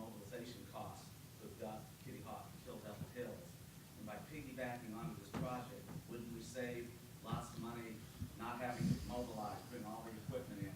Just do just a small project would probably, the mobilization costs would outdo just the cost of the project itself. Wouldn't this be an opportune time to piggyback, save that huge mobilization cost and do it at what I call financially most least cost at this time? Sure. I mean, in my opinion, there is no better opportunity to try to do something with that south area than trying to piggyback. And I do say try. When we were up here in October, we had talked to the agencies about trying to do this. You know, there was some, yeah, it could potentially be done, but we're, you know, 2.5 months down the road further than where we were in October. We've had some recent conversations with the agencies. There's a little bit more of a pushback. I think there's a very strong case as to why extending the linear footage of these 3 projects by 3% is not a significant change in the project. It's not like you could take this 1,500 feet of beach in Southern Shores and it could be its own standalone project. It clearly has to be an add-on. So from a standpoint of, 1, the cost, and 2, the idea of the first time that you all enter into a contract with some engineering firm that you could potentially have sand on your beach in less than 6 months is, I mean, it never happens. Yes, sir. Would it be possible in terms of the timing, related to the previous question, to dovetail it with the Kitty Hawk project at the end of their time frame?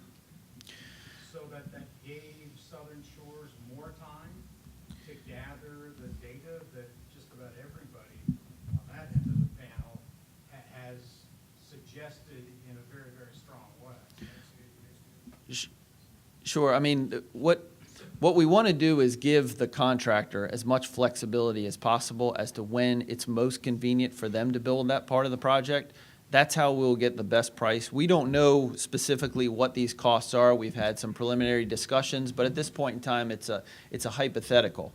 You know, if the town decides to move forward, we'd quickly prepare a package up to send to the state and the Corps of Engineers for their regulatory review, and we'd be able to send that then to the dredge contractor and start negotiating what's your unit cost going to be. Is there an additional mobilization for, you know, extending that fill a little bit further north? You know, they could be some modest increases in unit costs and things like that. But if we tell them we're not going to have the permit until September, and you know we need to wait, you know, then there's more guesswork for them to try to figure out, are they going to end up building all the way down to the south end of Kill Devil Hills and then have to move a bunch of equipment back up to the north? So, I mean, in a pinch, you know, sometimes you have these conversations, but it's certainly not ideal. There's a couple of things I should share with you. One of them is that one of the caveats that goes with this whole process of trying to piggyback onto somebody else's project is a request from the mayor of Kitty Hawk that we do not delay his project in any way. And I told him I would give him my word, you know, on a stack of Bibles. We wouldn't do that. The second thing is that recently we've been told that the dredge contractor that's under contract to do the Kitty Hawk project indicated to Mr. Outen, the county manager, that he would finish the Kitty Hawk project and then come finish ours in the next 4 or 5 or 6 days to finish up our if we were able to get the permits to tag on. That's going to be the big. There's a lot of elephants in the room, but that's one of them, is the permitting process. Yes, sir.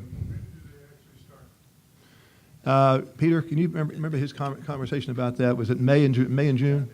Yeah, I mean, that in itself is a moving target. We believe they were going to start sometime in early part of April. In the last couple of weeks, we got some information that they're probably going to start more in the middle of May. So, and I believe that for the first month of the project, they're going to be working only in duck. I think they're going to start this southern part of the project maybe a month later, so maybe early or mid-June. Conversations I heard today said that we would the northern part would be delayed about 20 to 30 days. The southern part about 15 days. So that might put us into June for the Kitty Hawk project. Any other questions for Ken? Yes, ma'am. Are very critical, have any of those measurements been done of the area, at least immediately adjacent Sure. We do have two profiles about 1,000 feet north of the town line and 2,000 feet north of the town line. So that would cover most of that area. I believe those were done sometime in early 2016. So they're a year dated, but they're enough information that we can use to put together some permit drawings and develop this. One of the other things that Reed talked about was the compatibility, and we've had some discussions with the state about compatibility. Basically, their rules allow for your spacing of your samples to determine the native beach characteristics, if you will, to be about 5,000 feet apart. Okay, so if you think about that, that means that they're comfortable with the beach on either side of that sample up to about 2,500 feet away being represented by that specific sample that you just took. Well, the last sample that was taken in for the Kitty Hawk project is taken right at the town line. So one of the things that I think if we're going to get this permit pushed forward, we're probably going to want to minimize the amount of distance we're going to place sand to that 2,500 foot length to try to avoid having to take any additional sediment samples. But I mean, when you think about the way that the sediment samples work, your borrow area has to match up with the beach sand. And even if we found that the beach in Southern Shore has had 0 fine grain material, 0 gravel material, 0 carbonate material, which are the 3 things that they're looking at, the borrow area would still be compatible with the beach. So I feel pretty good about the compatibility issue. But to answer your question, we do have a few of those offshore profiles in that area as well. Any other questions for Ken? Or, yeah, go ahead, Fred. I've got 2 questions about piggybacking with Kitty Hawk. First, what is the time frame for obtaining the permits or getting the permits modified? And you also indicated that the cost may be changing. Do you have any recent estimates of what the cost might be? I've got an estimate looking at placing about 50 cubic yards a linear foot. That was a little bit under $700,000. And then, it's easy enough to go 60 cubic yards a linear foot would be about 800,000 cubic yards, or $800,000. But again, it's going to, we've tried to make some conservative estimates in that as to how, any changes in the unit cost that the dredger might look at or additional mobilization costs and things like that. We've tried to figure that in. But we're really going to need a concise plan of specifically what we're proposing, and then we'll be able to nail those numbers down. Okay, and how long for the permits? The permits, so if it's a major modification to the permit, the state has 75 days that they could take to review that process. And then a lot of times they'll add another 75 days that they're allowed to statutorily. So usually we try to plan for 150 days. For this one, since it is a modification, we believe that a lot of the agencies that would typically review a permit like this, all those questions are already answered because we're just extending the beach fill. We're not doing anything different out in the ocean. And the original permit took them about 90 days to process. So I would hope that they better that 3 months, but I think we need to kind of consider the possibility of 3 months. Thanks. Sure. Appreciate it. Thank you, Ken. Appreciate it. Sure. Any other questions for Ken? Any questions for anybody else up in the panel that you'd like to have them clarified or a question answered you didn't get answered earlier? If not, we have an opportunity at this time, if someone would like to, for a second member public comment period, if anyone would like to speak. I'm sorry, I apologize. Let me pull up my agenda again. Let me borrow your agenda. I almost forgot our town attorney. I apologize to you, Ben. It's all yours. You notice I didn't speak up to... I don't think you wanted. Is this working? Yeah. You notice I didn't speak up to remind you. And I was hoping you would take another break. We'd get down to about 3 people, and then I'd feel a little bit more comfortable. I usually speak to 12 people and a judge rather than a room full of people. So that would make me a lot more comfortable to have less folks. But I'll be very brief, primarily because I can't tell all the secrets that I have to keep to myself about what issues might come up that I might have to address in my position as the town attorney. But essentially, there are two primary legal issues that come up for nourishment projects, and one of them is property access, and the other one is funding and financing. For property access, there are two issues. One is access to the beach. Like in Nag's Head, they used public beach accesses in different places to get on the beach. Typically, that's not much of a problem depending on the location of the project in relation to beach accesses that are either managed by a town or managed by some other organization that can allow them to use them. But like anything else, it could be on town property, it could be through a vacant lot that someone has who gives an easement to the town. It's unlikely, but there could be the need to condemn or use eminent domain to obtain that access.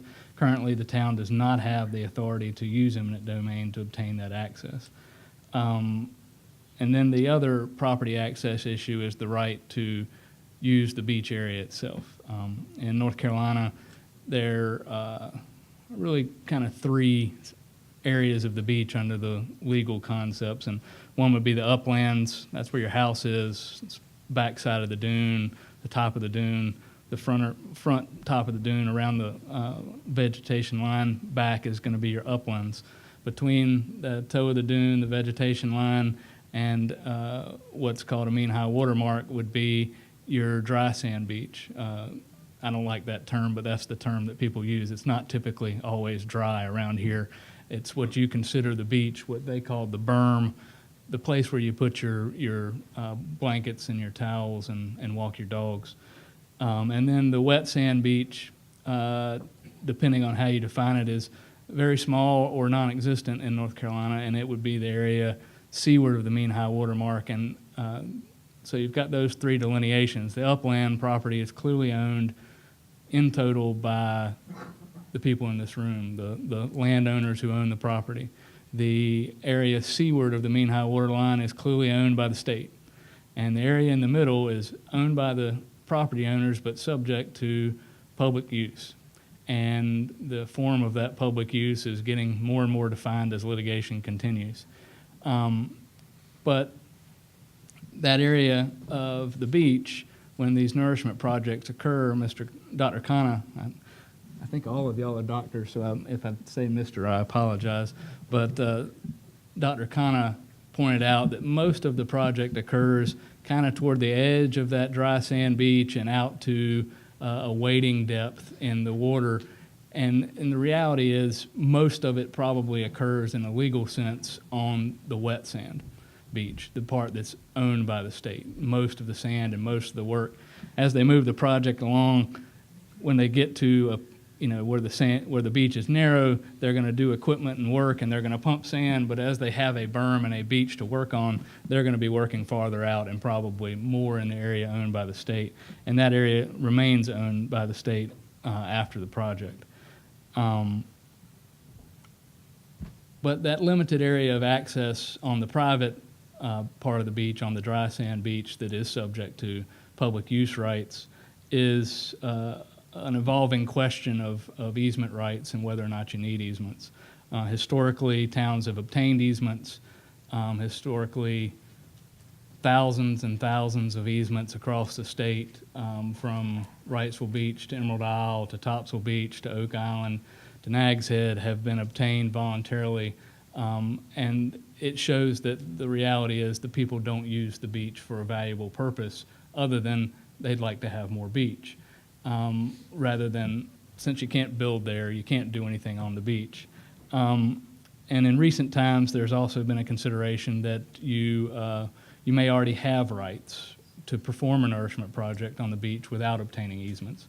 I think obtaining easements is probably what most towns would do. In this case, you've already got some easements that may be assigned due to the Kitty Hawk project. I think the first 10 or 12 houses properties along the southern reach there have already given easements to Kitty Hawk to do it. So the issue with the easements is the cost associated for legal work, title work, obtaining the easements, potentially having to deal with other issues related to the easements, or even condemning them, which the easy answer in Southern Shores is currently you can't do that. So that's not a big issue at this time. But it depends, it's a factor of how far you go. The more properties, the more cost, because it associates with title work and documents and getting with people about the easements. With regard to the funding and financing, as Mayor Oakes, or ex-Mayor Oakes, I tend to call him Mayor Oakes. He was the mayor when I was doing a lot of work for the town at the time, and that's why I'll probably think of him for the rest of my life. But most have used a combination of available funds in the fund balance, funds from the county through occupancy and sales taxes, and then bond proceeds that are paid back via either an increase in town-wide property taxes or the creation of municipal service districts on or near the oceanfront. Your question about how far does it go back, it's a decision for the policymakers to make about how far it goes back. As Mayor Oakes mentioned, the Nags Head project and different reaches went back different distances. The Buxton project, I can't remember what the final result was, but they were making a consideration about whether they were just doing the oceanfront or the neighborhood behind the oceanfront, or even across the street where the ocean floods into the other yards across the street. I'm not sure what their result is, but you have to, for the municipal service districts, there has to be some benefit associated with the project for the geographic area that's under it. So the 3 or 4 mechanisms that are important, of course, paying cash out of the fund balance, if you have it, is easily the fastest way. You don't have any process. Essentially, you amend your budget and you write a check. And most of the time when you're dealing with a $36 million or $25 million project, the fund balance concept isn't on the table. But in this case, depending on how the costs go, it may be something that the town has an opportunity to consider depending on what the costs are. Of course, a fund balance increase, a change in budget, may not result in any tax changes depending on whether or not you've got enough in your fund balance, but to the extent money is money, then that's spread across everyone rather than spread across any particular areas. Another mechanism is a special assessment. So special assessments and municipal service districts are both very similar. The big difference in my mind between the two is a special assessment, you contract and do the work and pay for it, and then the town goes and gets its money back. The municipal service district has the ability to build more over time ahead of a project that the special assessment does not have. I'm not aware of any towns that have used a special assessment. Sometimes they can be triggered by, or typically they're triggered by a petition. Municipal service districts are what are primarily used. They can be triggered by a petition as well, but you have to show that a need of services in demonstrably greater extent than the remainder of the city. Sometimes that's easy to show with the folks who are here who have said that their houses are in trouble. That's pretty easy, and the farther you get away from that, the harder it is to show, and there's a line in there that the council would have to consider from a policy perspective. The problem with both special assessments and municipal service districts with regard to the situation here and piggybacking on the other projects is clearly time.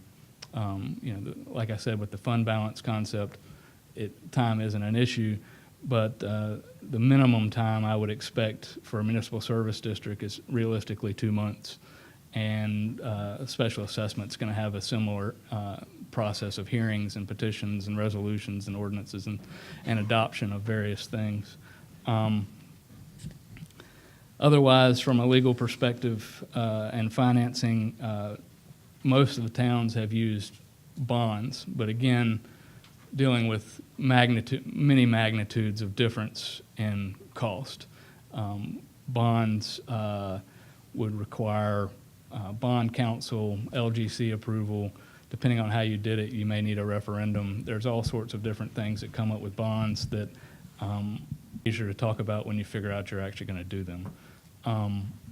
But they are complicated and time-consuming as well. Contract-wise, for this case, for this situation, it's not a big issue because you're actually going to be contracting with Dare County if you did it as a piggyback project.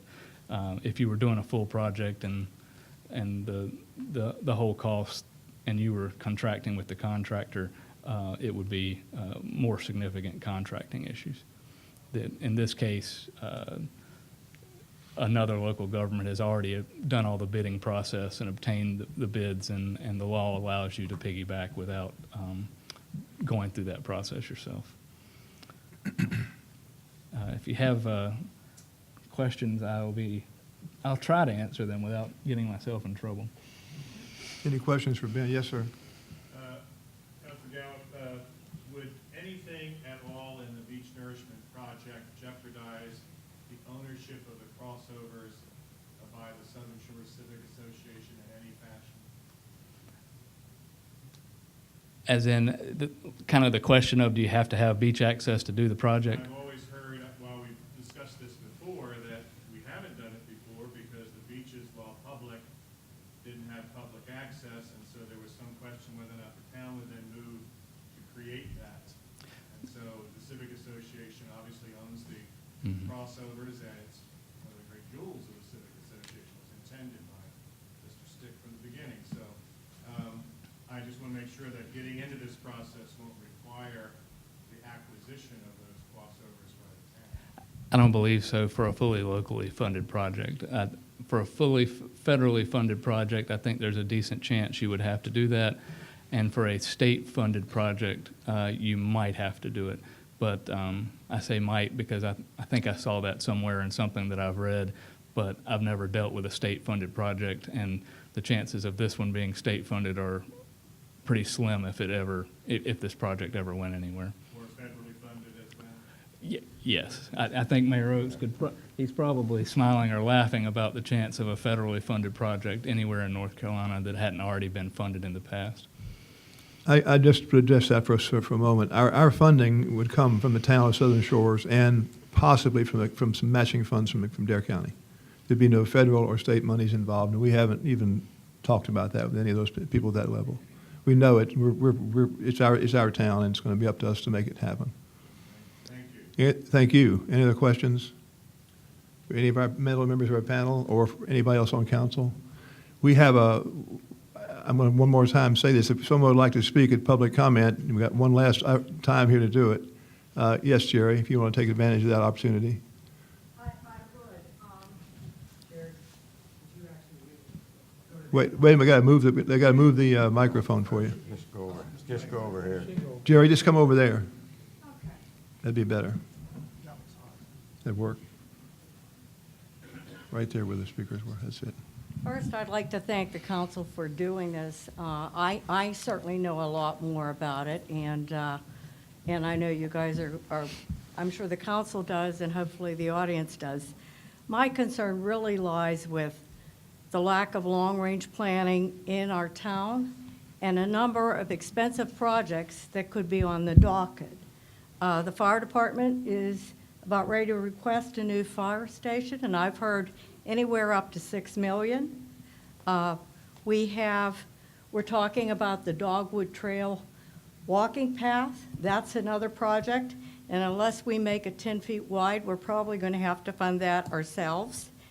And then finally, we bought a piece of property this past year to take water off the road down in the Chickahawk area, and I assume implementing that project is going to be another expensive project.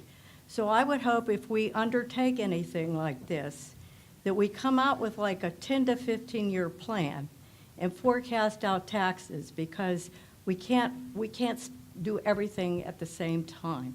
We're going to have to prioritize, and we're going to have to plan it so we don't get hit with high taxes. Thank you. Thank you, Jerry.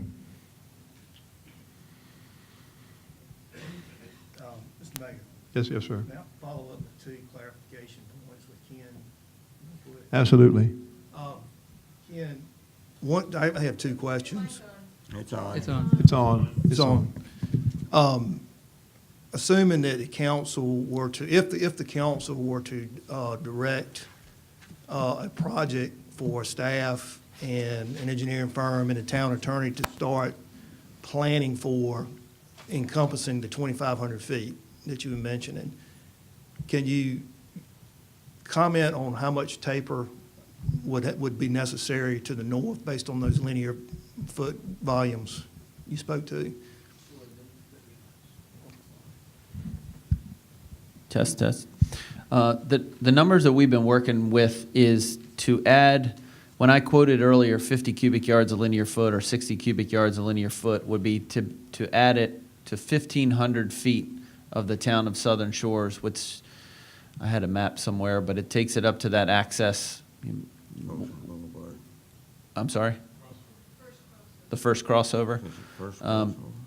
It would take it 1,500 feet there, and then there would still be a 1,000-foot taper north of there that would be basically part of the original Kitty Hawk project. We'd basically be sliding that taper to the north and putting some 50 cubic yards or 60 cubic yards a linear foot in that first 1,500 feet there. So the maximum that sand would extend north of the town line would be about that 2,500 feet. For planning purposes financially, correct me if I'm wrong, for the Kitty Hawk project and the other taper as well, that taper was not included in the cost for an MSD, say, for oceanfront owner to contribute towards. Is that right? Am I saying that right? I think. Yeah.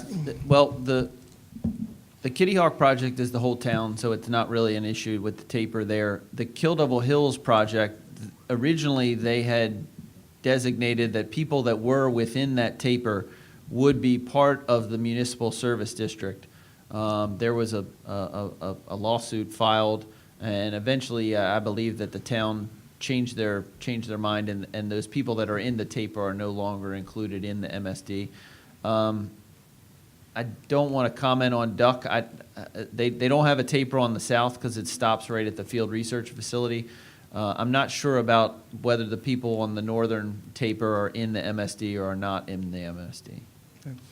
The other question I had, last meeting, the county manager came and of course spoke to the council and the public about the Beach Nourishment Fund, and has made it clear that if the town were to participate by receiving funds from that fund, that there had to be a plan or commitment after X number of years to fund the maintenance, even if it was a small project.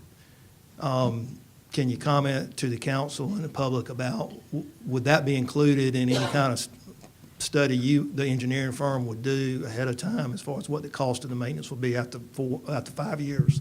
I think for a project like this, we probably want to just consider the same advanced fill and nourishment rates that we're looking at for a Kitty Hawk. So their advanced fill, I believe, is something like 2.5 cubic yards a linear foot per year. So you'd be looking at 12 cubic yards a linear foot over a 5-year period. I think I've got that number written down. I think it's somewhere about 19,000 cubic yards of sand could potentially go back in that area at 5 years if we use those same advanced fill numbers that we used for the Kitty Hawk project. Ultimately, the monitoring is going to tell the story. It may last a little longer, it may last a little shorter, but at the same cost that we figured that this sand would be, it would be somewhere in the neighborhood of $150,000, $152,000 would be the potential maintenance cost. If you were able to split things up the same way that we're looking at splitting up this project now and piggybacking on top of a future 3 towns project 5 years down the road. Has that cost been split by the other towns in this current project for the maintenance on the far in? They all have a number in mind as to what their potential cost could be in 5 years, but I'm not sure what commitments they've made as far as what that number is. Anything else, Peter? That's all. Thank you. You think you wanted to ask a question of Spencer? You go first. Go ahead. If I'm hearing you correctly, there was a number given out earlier, and I think this was for the project of 850,000. I think it was 800,000. 700. 700,000 to 800,000. If I think that's what I heard. I was hoping it'd be a little lower than that. Is that just construction, or does that include project management and everything else? It does. It includes the project management as well. Good question.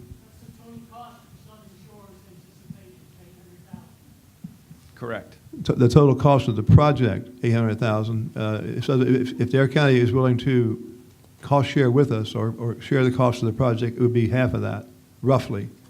That's what, I'm not absolutely certain of that, but that's what we've been told is a probability. Thank you. Yes, sir. How about the measurement of the rest of the Southern Shore beaches? That's a really good question, which I hope we're going to be able to address tomorrow morning at our 9 o'clock meeting about going ahead and doing a profile for the beach and try to incorporate that into whatever we decide to do with looking at this immediate problem on the south end of our beach. And how long would that go on, that type of measurement? That's a Or question. something That's a came question out for you, to Ken, I think. avoid- Yeah, I mean, you would typically want to try to do it every year. If, if you were in the planning stages of a project, possibly you would skip a year. I know the town of Duck, as I said, their project is a mile and a half of their shoreline, and the last time we did their profiles, they surveyed their entire beach, not just the project area, because they want to keep track of what's going on in the long term. But they decided this year that they're not going to do the entire town, but they probably are going to do it next year. So they basically skipped a year because there's no clear plan in place to move in that direction. So. But initially, you would propose to do our entire beach. Correct. And then obviously, once the project is done, you would certainly want to do at a minimum once a year. We work with another firm that actually does the surveying. We do the monitoring reports for the city of Virginia Beach, and it's a federal project, but they actually do a spring monitoring and a fall monitoring every year. They do 2 profiles to keep track of the volume that they're losing on that beach. So based on the size of our beach, could you make a general projection of what that would cost, the first one? We had previously provided a proposal to the town that we were taking advantage of the fact that we're already doing some surveying for the other 3 towns, and that, again, mobilization would already be included, the equipment, the personnel would already be up here.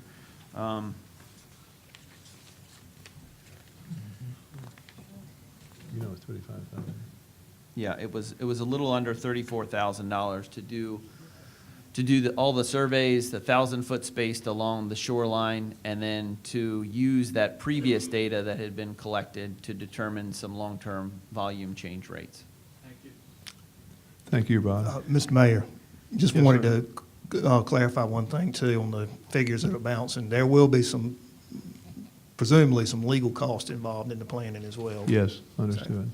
That's why the original number we were talking about some months ago was $625,000, just a swag estimate.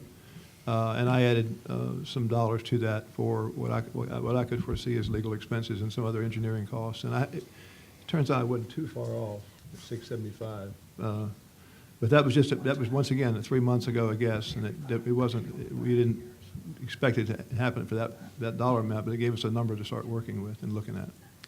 Got a question. Oh, yes, Fred. Yes, sir. Okay, that 35K, I believe Ken indicated that'll just be for the 1,000 feet. Is that for the survey, or is that for the entire beach? That was the entire beach. Okay, all right. What's the period of performance? Is that a one-time deal, or is that It's a one-time deal. Okay, it doesn't occur on an annual Well, basis. if we're willing to pay for it every year, it'll be the same cost. All right, I just wanted to make it clear for the public. Yeah, so no, that- $35,000 cost was to do a beach profile for us for this year. Any other questions, council? Yes. Yeah, you can borrow that. I have a question for Mayor Oakes. Tell us a little bit about Hurricane Matthew and how your interaction with FEMA has been since then, and kind of maybe some experience in terms of, are you able to see FEMA funds come back to you over time? So, based on storm losses. I think Dr. Conant is probably better equipped to answer that. Oh, okay. I think he'll agree with that. I think I told the town board about a month ago that that's way above my pay grade to know, which is true.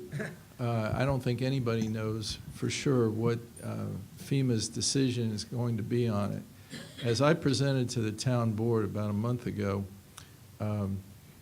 I believe that Nags Head has qualified in every way, shape, or form for FEMA reimbursement under the rules that we understood.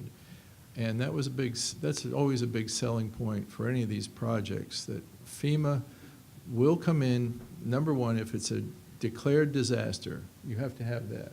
We didn't have declared disasters after Sandy, so we didn't get any reimbursement opportunities then.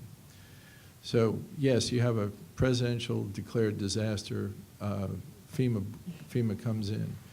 Secondly, you have to have an engineered beach that has a plan, as we talked about. Thirdly, you have to have monitored that beach yearly and quantified how the performance is going. The last survey we did was in June of 2016, 3 months before the storm, 4 months before the storm. And so that gave us the baseline condition over which we could compare the storm impacts. And then we came back with a full survey just 2 weeks after the storm. And that quantified how much sand was lost between June 2016 and October 2016. We also had to submit to FEMA all the previous reports, all the environmental documents and the engineering documents associated with Nags Head. So they've complied in every way, shape, or form. Now it's a matter of just getting them to review all that information and say yes or no that they will reimburse the town. Thank you. Thank you. It's a definite probably. That's good.